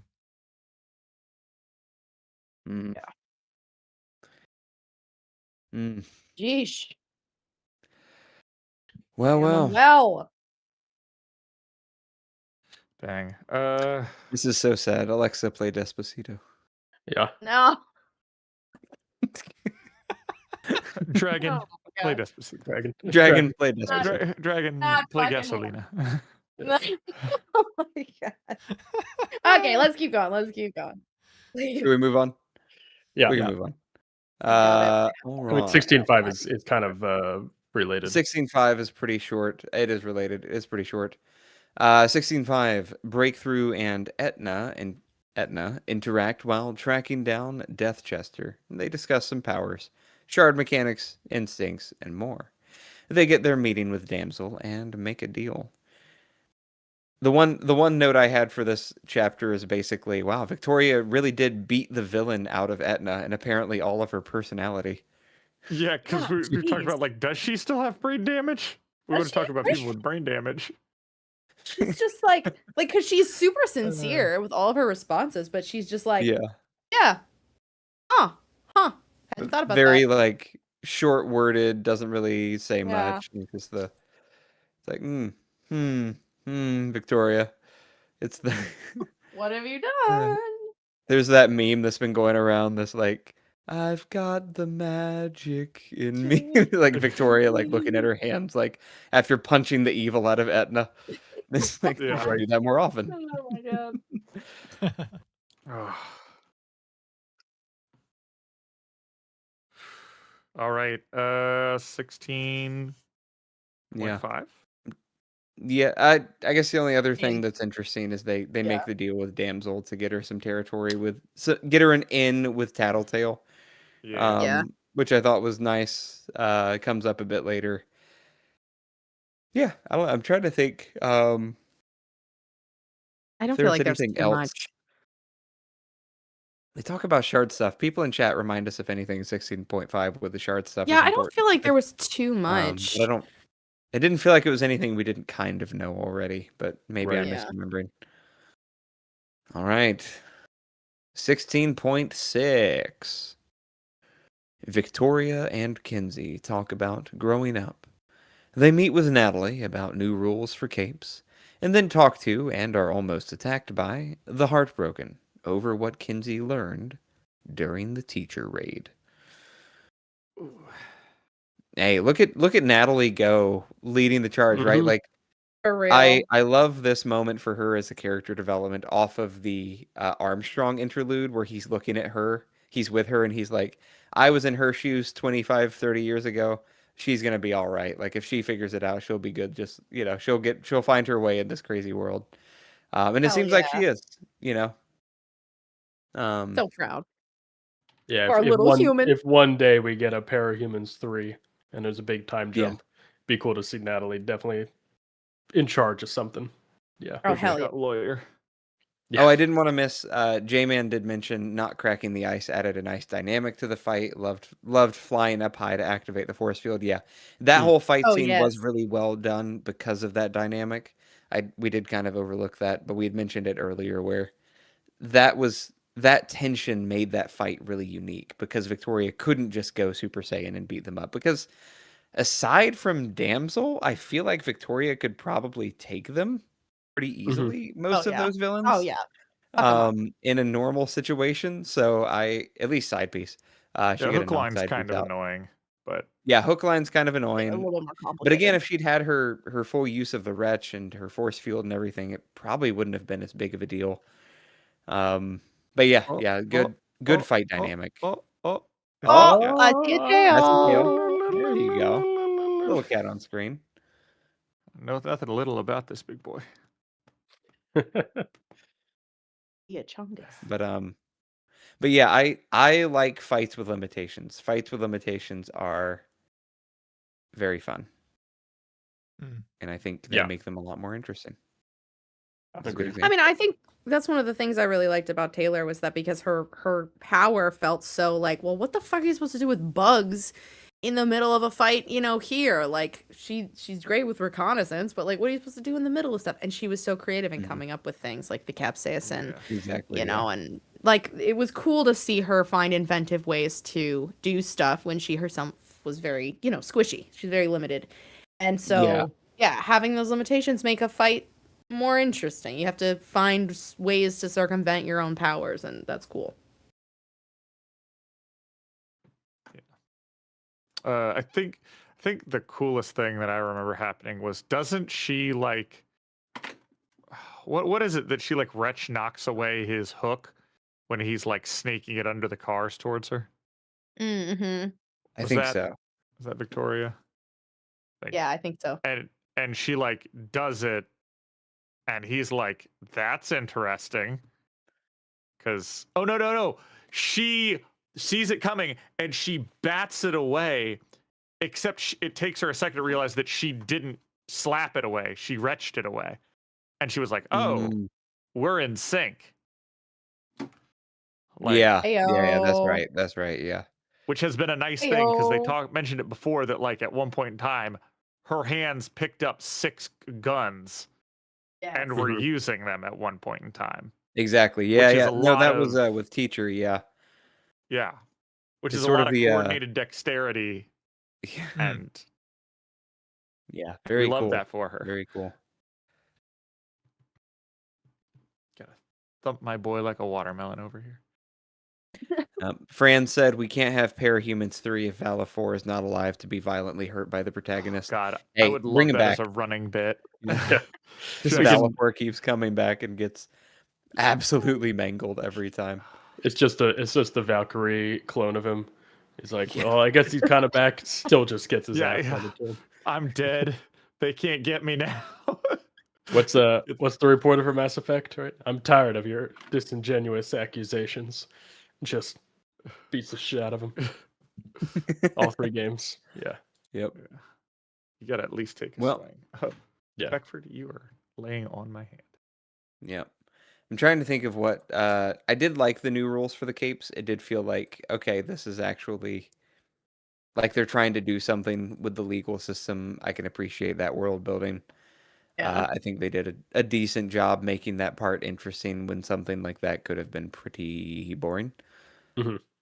But It does make me think a little bit though. Like it feels like a lot of rules. I mean, like, okay, yes, they're important. And if I was on the side of the humans, the regular normal people, I'd be like, yeah, of course we have to put limitations on these guys. But as someone who is on the side of the parahumans, being like, don't put shackles on my people. Like, don't, tie their hands behind their backs. Let them do what they got to do. And, I thought that the birdcage was a pretty great solution. Let's bring back the birdcage. What's wrong with the birdcage? What's wrong with dropping people into a dimension they can't get out of? Listen. Mm-hmm. I think it's the having so many people in one location, probably. It worked fine before, because then we could pull them out in case we needed them. Well, the ice this time. Okay, well, Yeah. I think I got a good solution. Just chuck them into a different Earth. That's what Yeah. Yeah. Hey, listen, you're not gonna play nice, and go play over there. Off you go. Time out. Yeah. Toy with goodbye. Toy with you. Yeah. Goodbye. Yeah. Yeah. I do like. It seems like they have a slightly rehabilitative mindset, though, which is decent. Probably good. Yes. Probably Beckford, good. were You the know, loudest considering cat on the planet. powers come from trauma, and Oh God. oh, wow, those are some. That's loud because bits. Alan put his mic up close to him. That was that's not that wild. close to him either. I was gonna say, otherwise we couldn't hear him. He's vibrating. He's Boy. loud. Beckford is a loud purrer. Little sweet boy. Sounded like you said loud pervert. He's a loud pervert. Yeah. Alan, he's a loud pervert. No. Anyway, Hannah would know. I Not my suppose. voice. No. something it mentioned in 16.5. There's a thing about she has like twice now essentially given the villains what they want through these back-to-back concessions, and those are like core tenets of a Carol upbringing that we've mentioned multiple times. What do the villains want? Let them not have that. Like, it's not about winning the fight, it's about making sure that they can't get what they want. And like twice in a row, we've had to let them have that, get mocked by Mockument. Like, all of this on the back of, Ashley's death. It is just, like you said, it is not winning In the time dog. right now. Yeah. When has it ever been winning time? Oh, great. Now Beckford's doing roly-polies. He's a roly-poly boy. But he's on didn't my hear hand roly- and the keyboard. That's the problem. He's clicking buttons that he shouldn't. I'm just He's gonna see the camera adorable. disconnect again. Oh, yeah. The camera's gonna work again, actually. Yeah, he turns it on. Turns back on. Yeah. Please get Yeah. comfortable. Anything else pre Heartbroken? Yeah, is it here in this conversation with Kenzie when they're waiting on Natalie to pick them up, where she says something? Maybe it's earlier, but Alan, you bringing up Carol reminded me of it. But she says something to Kenzie, and then realizes that like that's a very Carol thing to say in terms of like how she was raised, and I can't remember exactly what it was, but it stuck out with me because she does something that I think is very underrated, is that she immediately like apologizes, and she was like, no, that's not something I should have put on you, I'm really sorry. And I think that like in general as adults, like we make kids apologize all the time. Like, okay, say you're sorry, say you'll forgive them. Okay, now hug it out. Okay, good. But it's like I don't think that same lesson tends to fall on adults as much. And adults make mistakes too, just as much, if not more than kids, but because, we have this pride sense and like, oh, well, I'm an authority figure in this conversation that I get to be right here. But I like that Victoria, again, I can't remember if it's here in this conversation with Kenzie, but she realizes immediately that she's done something that Carol would do. And she winds it back and she's like, no, actually, I'm sorry. I shouldn't have said that. Yeah. That wasn't right. And I think that's really important to say to kids, to say that you're sorry because they know you're not, infallible. Like that's yeah. I thought that was really good. And I really liked the conversation she has with Kenzie while they're walking. Like, Kenzie started her period and that's really scary as a kid and she doesn't have a mom to talk to about that. And it's like, oh, Kenz, you're really going through it this week. I'm really sorry, babe. That sucks. For a male writer, I feel like Wildbow handled that conversation surprisingly well. I think so too, yeah. That's not a thing that I would think to include in a story. I think first of all, just because I am, a man and have not experienced having a period. And so the fact that he did it, I'd say pretty well, was impressive to me. This is a small like writer's aside of like, well, like good include, good thing to bring up, and pretty well handled, I thought too. Overall, I don't know, Hannah. You're the only girl in the group. I'll be honest. Like, even I would say just because you're, a girl doesn't mean you tend to know how to talk about girl stuff either. Like, it's been a reoccurring theme in my life where I've talked to other women and we talk about stuff that it's like, oh man, I've never talked about this with somebody else before. And, regardless of what it might be, it's like, there's stuff like even as a girl where you're like, well, a lot of girls go through this, but like, we don't necessarily talk about it. And I think that recognizing that, like, when I had my first period, my mom was there. Like, she was an important part of my life and she is and has always been. And like, without her, she answered a lot of questions that I had at the time and she was really helpful. And without that, it can feel really, really scary. And like looking at Kenzie, like who are her role models? Like, who's she learning stuff from?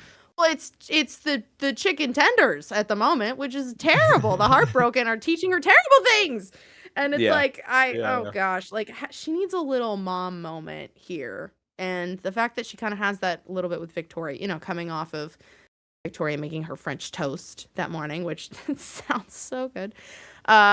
Just like is very sweet. It's a sweet little moment together. And I feel so bad for Kenzie. She's, she loses Ashley. She starts her period. Like, gosh, girl's having the worst week of her life. And then she has to go and talk to the heartbroken. Like, oh, it's about to get a million times worse. Great. Fantastic.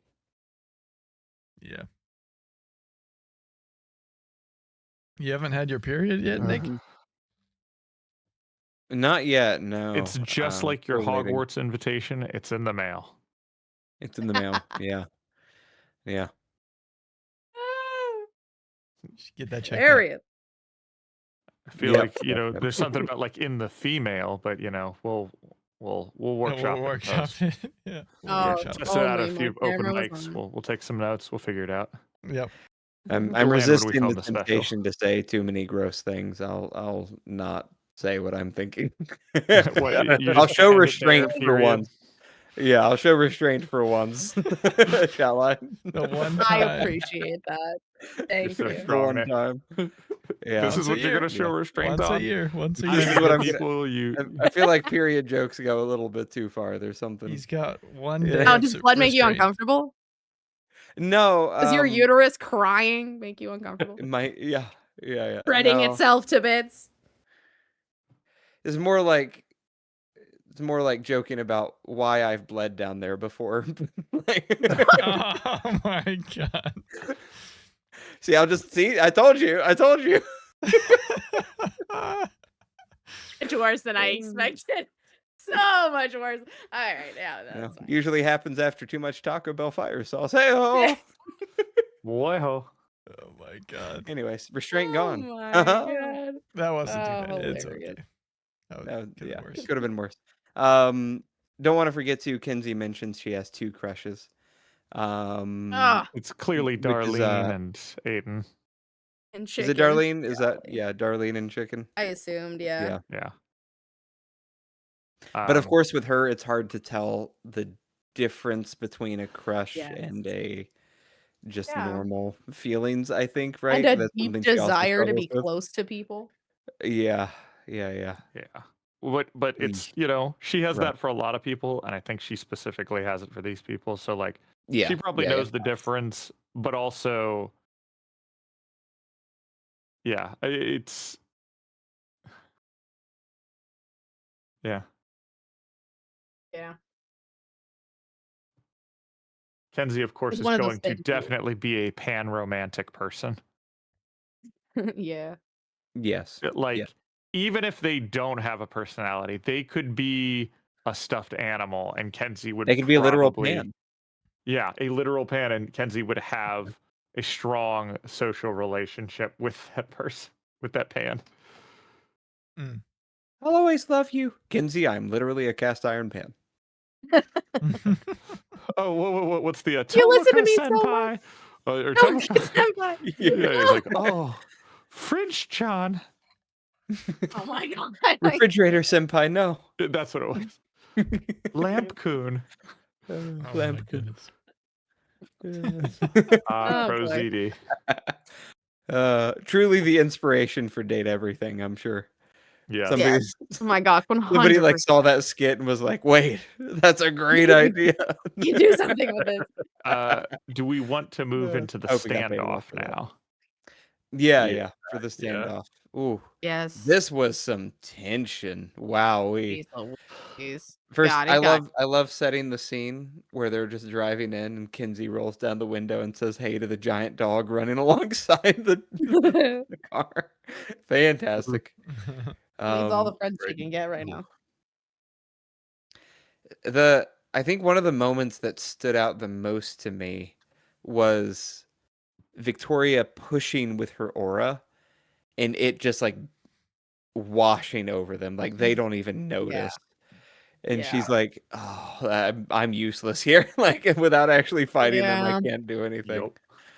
Because they've been emotionally traumatized and dead inside because of their dad, who was an emotion power user. So Yeah. Chat, is it wrong to completely invade the privacy of your teammates asking for a friend? Thank you, J-Man. Oof. Do you guys feel like Kinsey's justification is really slim for digging into everything? It's bad. Yeah. It's not good. It's bad. It's not good. Yeah. Yeah. Oh yeah. Okay. No. Yeah. I will say I went into it very much being on her side of like, she found it accidentally. Like I do tend to give her the benefit of the doubt for a lot of things. And then she starts to explain it and I realize like, oh no. She has no good reasoning here. Like she did not need to. And this kind of like mentality of like, well, but no, I wanted to make sure that like, no, a hard line was set and you came up with reasons for why you thought you should, dive into it. And it's one of those things where like, it wasn't vital to what we needed right now. It could have waited. You could have said, hey, I found the files. I didn't look. Glance through here and see what's true and what isn't. We can, clear this up. But like she went in and looked anyways. And oh, that's such an invasion. Like, oh, Kenzie, no. Like, god damn, we were doing so good. And of course she got her feelings hurt. Of course she did. Like, oh man. So much worse than I thought it was. Yeah. I honestly, the standoff, I freaking loved this whole thing. And I'll beat Jacob to the cinephile punch here, but it felt like is it Wind River? No spoilers, but there is a very tense standoff scene near the end of that movie, and holy cow, I felt that a lot here, where like everybody's hand on the power, getting ready to shoot. People are standing in between people. People are quickly like flipping sides. Yeah, it even kicks off a little. Mm-hmm. Oh, Yeah. Little scary. I really like the way this is written and how it goes down.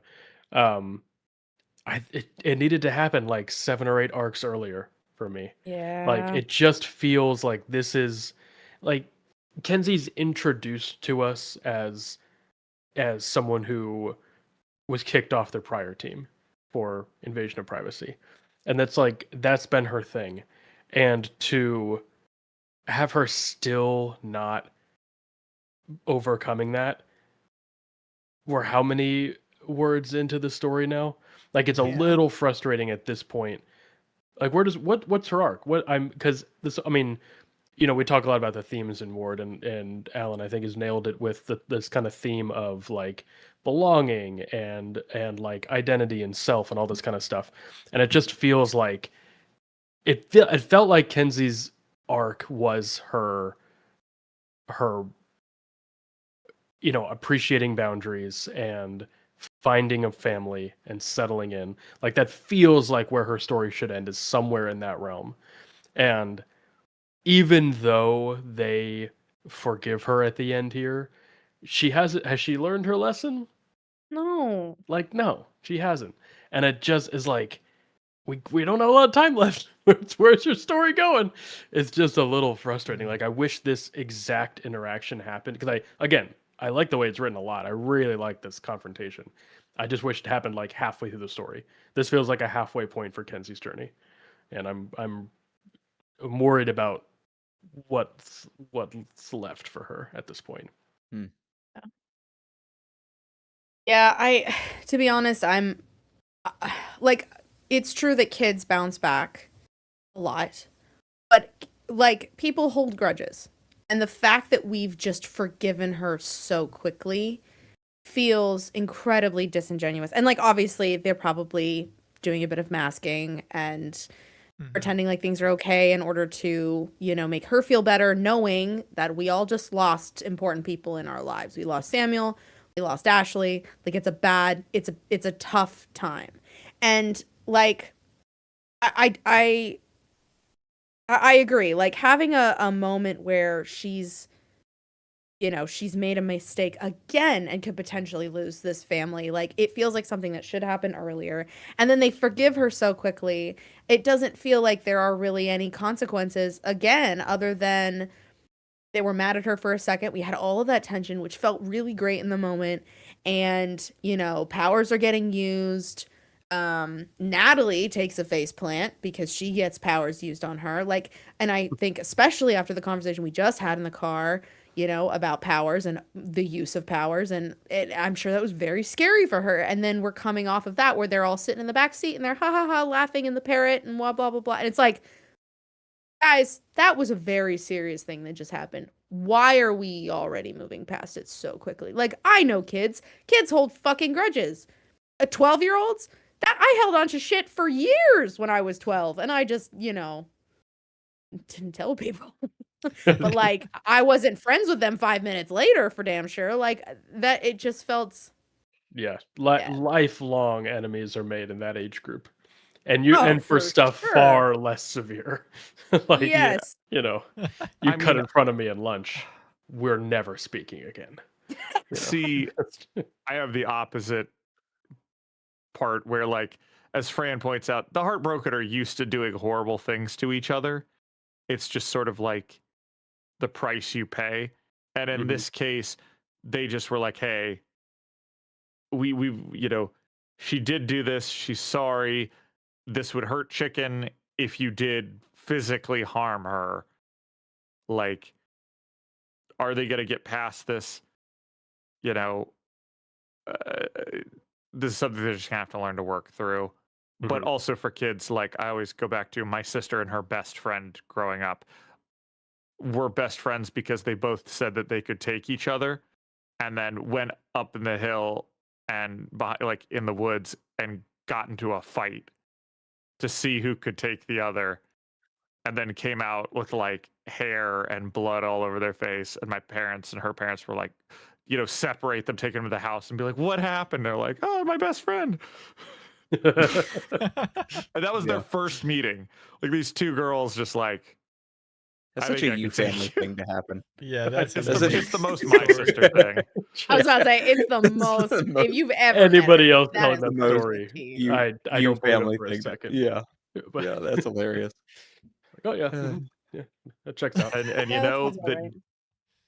it's yeah, that's how they started. So Lord. they're Yeah. sometimes you just like, I don't know, as a kid you're very flexible is not the word, like You bounce back. I don't want to say yeah, you're malleable. very Yeah. Got a short memory. plastic, Spongy, pliable, Malleable. like pliable, yeah, malleable. yeah. Like I'm thinking of like plasticity, like even with like neuroplasticity, like you can Elasticity? form and bounce and rebound and Yeah. things that you're not going to think too deeply about because like, yeah, this hurt now. And you don't think about the greater implications for the rest of your life, like this person doing a thing like that. Like I'm you rubber, you're go, glue. yeah, I accept your apology. And you know what? I've been told that when you apologize and you mean it, you say you're sorry, like you mean it. And we all try to do better. And it just, and then it's gone. And it's that simple sometimes as a kid. Sometimes it's not. Sometimes you hold on to that forever. A different childhood. Sometimes you're Hannah.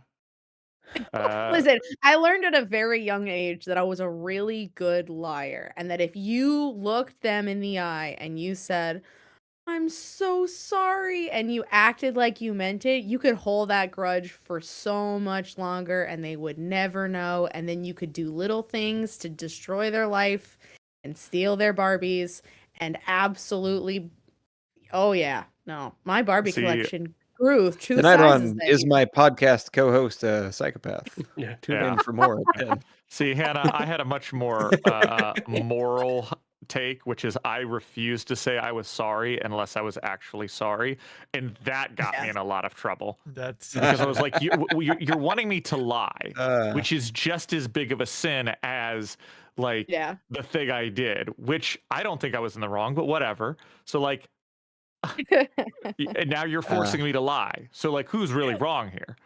I remember having a similar conversation with my sister where she was like, "I don't feel like I should have to say I'm sorry because I'm not sorry and I don't want to lie." And I was like, "But lying's the best part." So no, you get to lie now. now you get to lie. They're telling you to lie. Oh wow! They reward you for the lie. Incredible.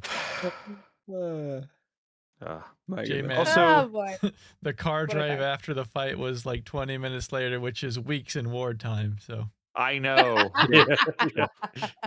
They've forgotten about it with their goldfish brains. Exactly. With their wormnesia. Yeah, they've got wormnesia. And also Rachel shows up, albeit brief. Always good to see. Always to see her. I do like that she's part of breaking up the fight where she's like corralling the kids with the giant dogs and it's like, nope, heartbroken, stop, nope. be better. Behave. Does some hurting, yeah. Yeah, the sheepdogs. Yeah, she's got a mutant border collie in there somewhere.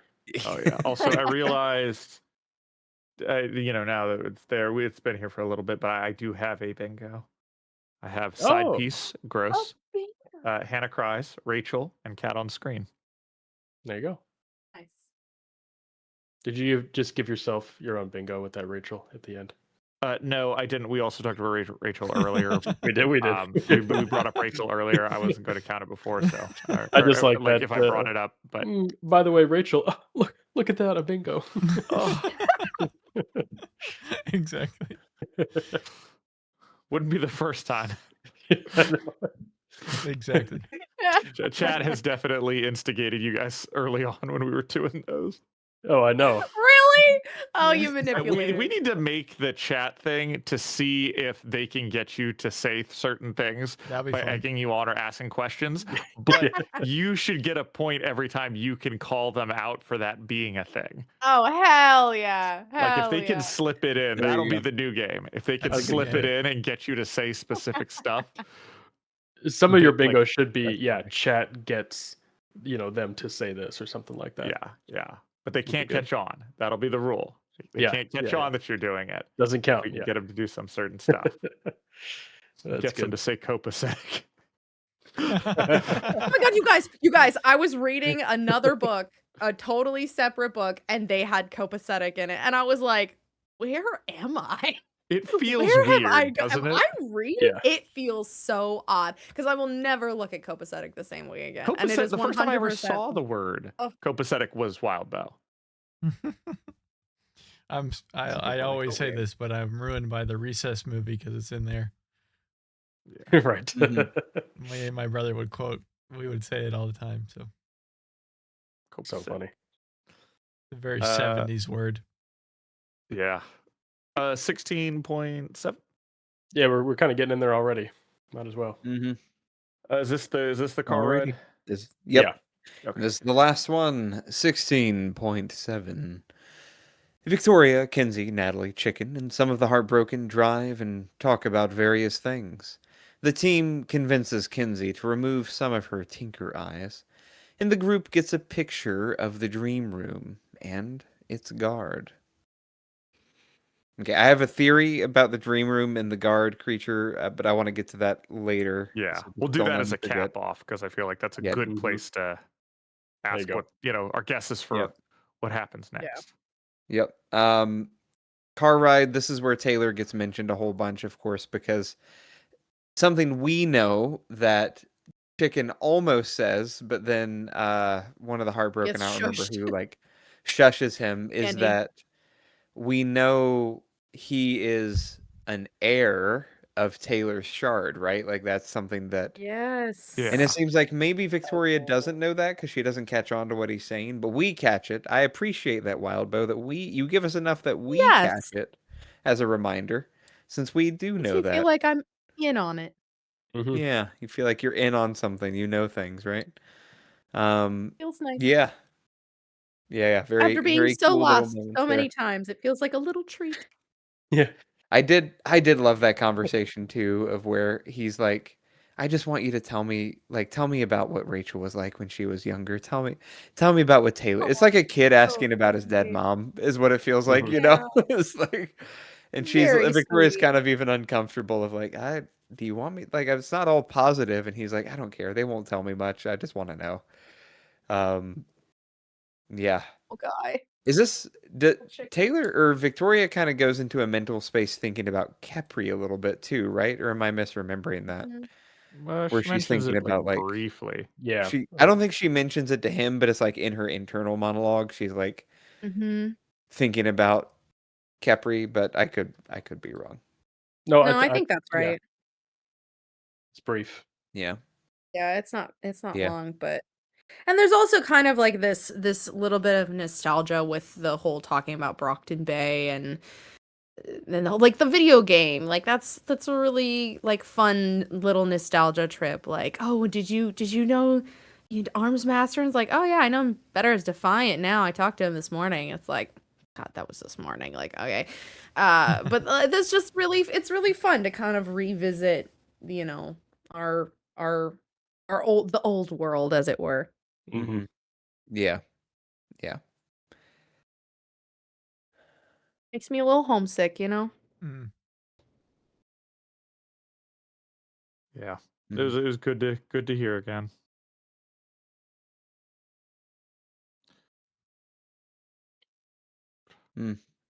Yeah. Thoughts on Kenzie's millions of eyes and stuff and overheating herself. Oof. Talk on Poor. it, Kenzie. I love the idea that she's turning her brain into like a computer hard drive that's overheating.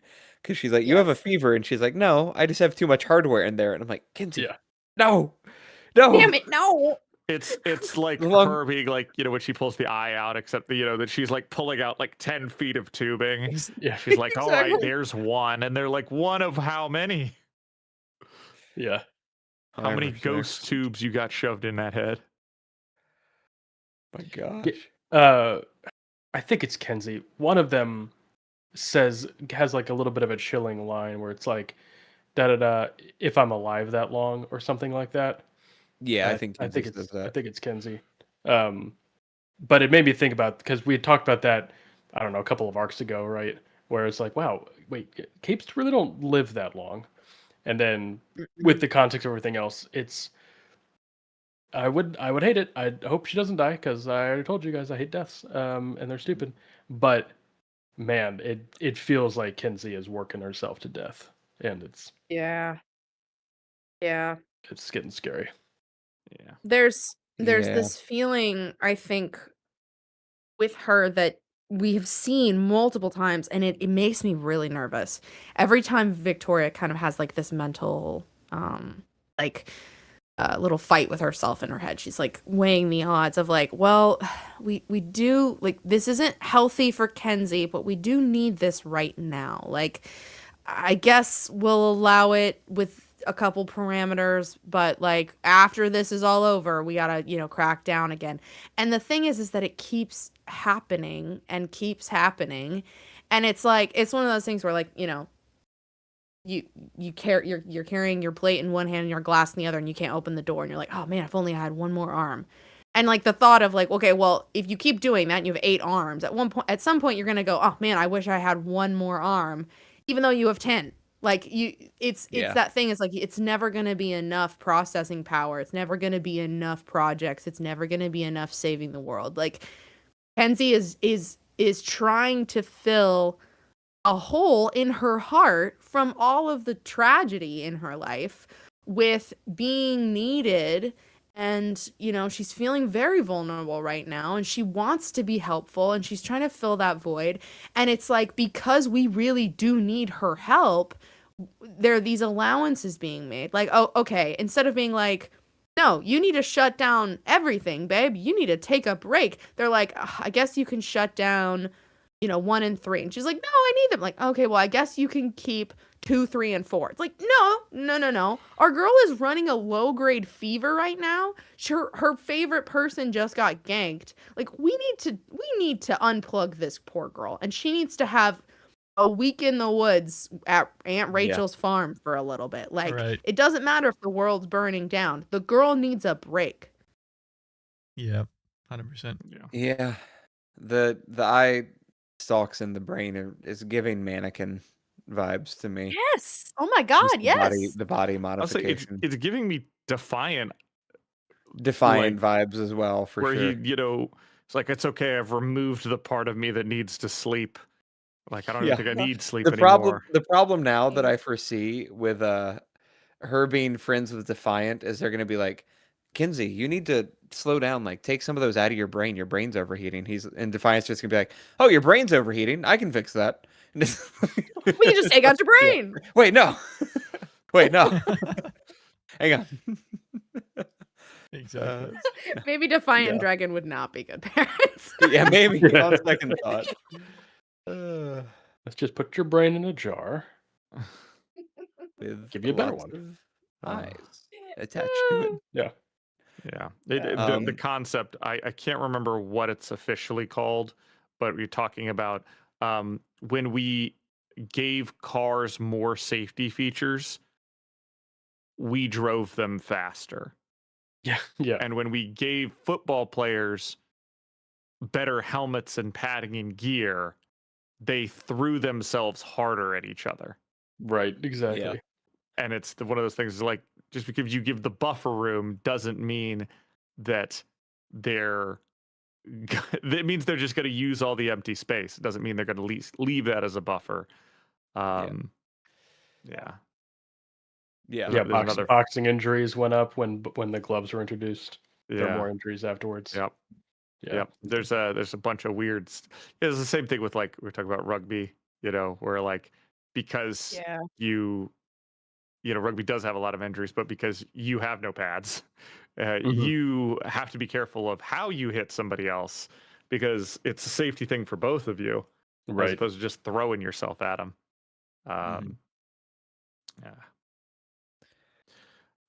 Yeah. Well, and then we get Alright. a little picture of the dream room. Yeah. Here's my theory here, right? Well, can I say the line? The best line? Yeah, go ahead. Yeah. Hey, tip of the iceberg. Meet the iceberg. Yes. Yeah. Great line. Great line from Slashley. So the dream room appears to be in shard space. And this seems to be their plan, right? Is to try to figure out a way to infiltrate shard space, like Teacher was going to, and trying to maybe use that to manipulate powers in some way. So we know that the entities are multiverse spanning creatures that sort of defy laws of time and space in some ways. And yet they were spacious enough or in space enough to be defeated by, concentrated attacks on the space that they lived in. My theory is that what we saw is essentially an antibody inside of shard space. So like any giant organism has other smaller organisms living inside of it. My theory is that inside of the entities in shard space, there would have been other multiversal organisms like antibodies living inside, coexisting with the entities. And that's sort of my theory for what the dream room guard is and why it seems to hover around it, because its responsibility is like keeping them contained, basically. Interesting. Ooh, That's I my like That's that. that's theory. pretty neat. I I like don't that. know if that's what the inspiration was, but that was the vibe I That's got cool. from it. Yeah. Anybody else have any theories on what it is? Gosh, I don't freaking know. Yeah. It feels kind of mastery. So like my initial thought was like because we've had dark segments of the pie, dark pieces of the pie. Like my thought was that it was the master of the group that's maybe had a bit more control than they ever knew, has been kind of watching things, has been kind of like been connected, and then in that way also has been like connected more to the shards than they ever knew, thought, or gave credit for. So like, yeah, I don't know. I'm excited. I don't have too many like thoughts moving forward about this, but like I'm ready to go. Let's go. Yeah. Very curious. Yeah. Yeah. Moving forward, we'll just briefly talk about the naming of the chapter. From Within. My thoughts on this, that From Within so far, at least just physically, or I guess, yeah, still more physically, like we have had stuff from within pulled out in Mockument. And we are now dealing with something that is also very internal in the shard space, looking at the thing from within. So those are my two surface level takes. Nice. I feel like From Within sounds like we're gonna be destroyed from within. We're gonna be attacked from within, and it feels like somebody we know that's close to us is either secretly working with Teacher that is going to sabotage us from the inside, or that we're going to like the problem was us all along, and we're gonna start the catalyst. Like by poking our nose where we shouldn't belong, we have started, like it has begun from within us. Like our group has flicked the domino that doesn't need to be flicked. And it makes me so nervous as soon as because I didn't when I was listening, I wasn't really paying attention to the title of the arc. And then I think it was chapter 2, it started and Rain's like, arc 16 from within. I'm like, 2 words? 2 word names? Like what? Yeah. Yeah. What do you mean? Made me Yeah. nervous. Light comes from within. Perhaps knowledge will come from within. That's such a better way to think of it. I'm like, destruction from within. Yeah, as J-Man pointed out, it's interesting. We're going, back to Damsel and Slashley, or sorry, Damsel and Swamp Song, and their combination of how they are very different people, and how J-Man was skeptical of the clone stuff, because in Worm, Slaughterhouse 9000, not exactly great stuff, but I've seen worse evil clone things going on, clearly. But it's had great fallout, and it's gone a variety of directions with like the Harbingers who are all working kind of together, with the one who's kind of a little out of sync. And then with Damsel and Swan Song, they're just both, they like the same things. They get each other, but they are more sisters than twins, or I should say more sisters than like clones. Raised in the same way, but are two different people. I agree. I think it's a very, very well written how they've taken care of the clones so far.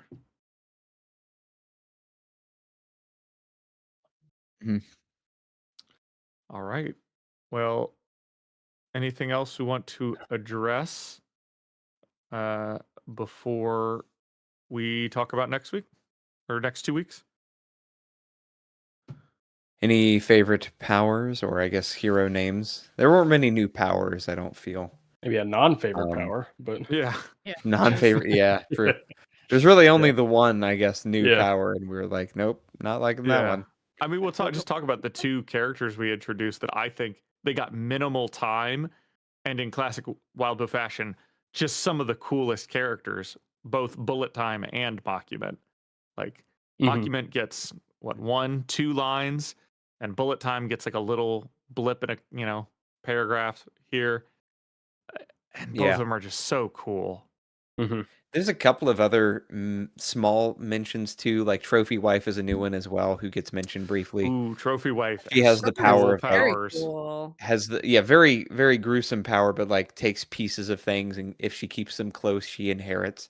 Like it's literally like if you eat the heart of your enemy, you gain his strength. Isn't like type of vibe power? If you eat the eagle egg, you will get the eagle powers. Yeah, exactly. Exactly. Just Kirby. Yes, it's Kirby. Yep. And then there's the Huntsman. I'm trying to remember what. Oh, the like Robin Hood type characters. They didn't really show their abilities off all that much. So. Yeah. There's cool. Snow White. Who's the the Snow White one? Yeah, which isn't Snow her White, name. I didn't get her name. Backwoods. Is that not her code name? I mean, that's what she's like. I think that's what Victoria calls her, because she's like, she looks like Snow White, and she has this kind of like Eastern European accent. But then, right, that's what she calls never her, actually Snow White, but that's not her name. We've got Backwoods as well, who can kind of do like spiky growth with his little back plants that he makes. Also, Fran, I got to address this because I'm just going to assume you're younger. Maybe this is a misspelling. Maybe this is just because of generational terms. There is a scene of Scribe mean mugging Victoria from across the room. Mean mogging maybe means the same thing, but is definitely some Gen Alpha lingo. Or we're just way out of touch, and we just. I was gonna say, Alan, there is a third option. On me. I was gonna say, am I wrong? No, it's he came in here so hard swinging, but dude, we could easily be on the outside of that one. Maybe that's what the kids are doing. They're mean mogging each other. Google says they're not the same thing. Okay, so there is a mean You're a mogging. mean mogging? But Google's also just not. Wait, what? Not quite sure. Yeah, no, I don't think Google's ever heard of mean Yeah, mogging. hit the -AI. I want to see what Urban Dictionary has to say. Yeah, Yeah. no, Go away. we're, I mean mog you. Oh, you baby. we're coming down too hard on Fran.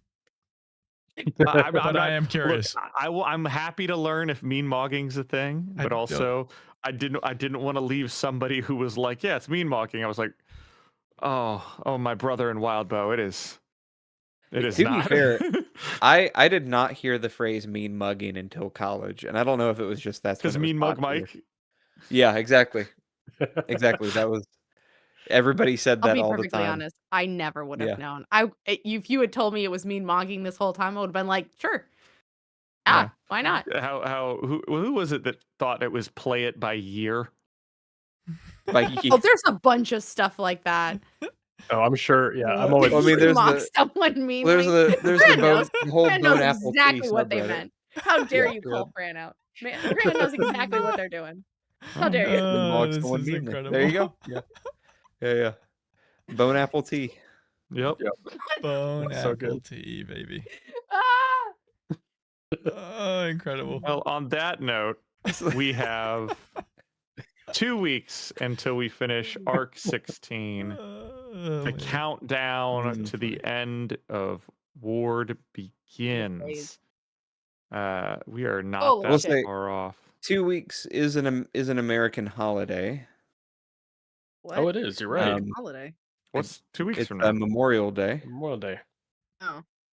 So I And? don't know. I just didn't know if people Are had you you doing something for busy, Memorial Nick? Day? Yeah. What I was the just like, heck? the only Today one was with Confederate family. Memorial Day, and I give even Actually, half less I will cares be about coming that back one. from a family trip that day, I believe. Oh, okay. Um, That's valid So- reasoning. yeah, So you'll be ready. yeah. I might be. You'll I be might missing us. You'll be missing us might and be. ready to talk. You know what? We can play it by year. Well, That's right. Get the If you fuck- aren't here, I'll be mean mogging you, Nick, the whole time. there you go. There you go. Me and Baron Zeppeli. I think mean mugging is just You know what they say? mean mugging sexily in my head. You know what they say Love though, that, Alan? though. Hold on. I'm gonna do Hands a in mean my mog. bush is worth more than an apple in the tree. Say that again, Nick. I missed what you said. Say it again. Said Say it again. 2 hands in my bush is worth more than an apple on the tree. You know what I mean? Yeah. All right, and on that note, we have been officially canceled. This has been a great last episode of the Brockton Bay Book Club. Mhm. So probably, maybe, possibly on the 25th in 2 weeks, and I hope so. possibly We can plan for it, and then I'll make it work. I'll make it work. Okay, Thank you, Nick. You sure? such a sacrifice. Yeah. It'll be fun. Before we go, I'll read off the ones that we did get on the bingo. Side piece, Hannah cries, Rachel, cat on screen, Kenzie might not be great, my wife, hate teacher hate, sad for Ashley, the rules are unfair for capes. The ones we didn't do was Slashley wasn't good enough, Nick goes full teacher / father, Jacob's a cinephile, Avatar gets brought up, Alan rants. As someone asks about HOSV, and somebody does a dumb imp joke. Nice. HOSE? Oh, that's funny. Yeah. What is HOSV? It's the designation for Brockton Bay, almost that they were voting on. That's right. That's yeah. right. Yeah. Before they cut water off to the city and stuff like that. Yes, I remember that because there was. Yes. I mean, we had a whole thing Does about it. anybody remember what it stands for? HOSV. Heckin' Horrible awful outcomes. sucky venue. No, Hannah, Good. you of all people, having watched the movie it comes from Oh no! very recently, Okay, wait. should know. Wait.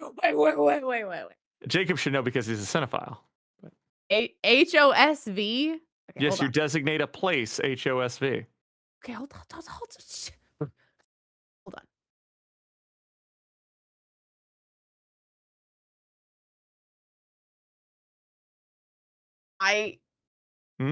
Heckin' oatmeal sucky vacuum. Nick, you're really close. Yeah, exactly. Thank you. Thank you. You're Wait, really wait, close. wait. If You said I it's from said a that it was movie? uttered by the famous Alec Guinness, Who the fuck is Alec Guinness? would be the actor who played Obi-Wan in Star Wars Episode 4 when he points to Luke and says, Mos Eisley, nevermore a hive of scum and villainy. Oh. Will you ever Is find that really what Wow. it stands for in Hive canon? of scum and Wow. villainy? Hive of scum. That's a stupid name. That is Nobody so would name dumb. something. That's so stupid. I The That don't government's know. like, what you yeah, want. the hive of scum and villainy. No, they're What- not Star Wars fans. I don't what believe it. nerd ass? What Yeah, what nerdy ass bullshit? It happened dork before the named that? split. What do you want? Yeah, no, fuck Incredible. That's hilarious. that. I That's funny. refuse to believe it. It's still gonna count. well, Thing. There you All right, go. With that, all that being said, thank you so much to all of you watching. We really appreciate you being Yes. here. You Love are all the your light of our questions. lives. Bernard, I will follow up on your last question before we leave. But just a special shout out to our patrons. Thank you so much for all this. I'm so excited for us to do this next chapter in a couple weeks. Once again, you can always follow us on Patreon and socials. But yeah, subscribe to our Patreon if you haven't before. Give us a shout out. Any comments on our YouTube channel or podcasting things are always appreciated because we love to hear that people are listening and have thoughts. And lastly, to ask your question, Bernard wanted to know, can you think of a cape whose code name would be copacetic, and what would their powers be? I was actually chat GPTing that while you guys were talking. Michael, and Michael, No, you can take your Michael! chat GPT and you can shove it right off the I screen. have some fun ideas now. Michael, no. no! You don't. That's the thing, Michael. You don't. You don't have fun ideas because you chat GPT'd it. They're not real. Okay, You cool. will die on Well- this hill, Michael. I'm sorry. Copacetic. I think copacetic would be a what's the power classification for an emotion manipulator? Except they are they basically have an aura that's like the friends spell, right? Where it makes people friendly to you, it makes people who are aggressive calm. It's like they've just got this aura of like you know, hey, like hey peace, man, like a like we're cool, peacemaker. like chill. Yeah. Everybody's just Just- more receptive. Exactly. Everybody's more receptive. Everybody's more relaxed. You know, like you would bring them to very tense business meetings or political meetings, right, where you need everybody to be focused and level-headed. It's kind of what I was thinking. Very simple power, but basically, a forced peace on the battlefield at times when you need it, maybe. Yeah, but you can't obviously change over a completely aggressive person. Yeah, like somebody who is, bloodlusted would be too far gone. But if tensions were rising, or even somebody who was fighting but was unsure if they should be fighting, it might just relax them enough to get them to rethink what they've done. Yeah. So that's what I was thinking. Just vibing, just chilling. It's a pretty good one. All right. Well, without further ado, Michael, do you have a song that you have created? Of course. Join the Patreon, please come on and join the Patreon. Why don't you just join the Patreon? Come support us and join the Patreon. Please help us and join the Patreon. We have fun, join the Patreon. It's great, yeah, join the Patreon. Why don't you just join the Patreon? Come on, come on. Hey there, big boy. You look like a big spender. So spend all that bulging cash on the Patreon for exclusive content. Ooh. My. My, oh my.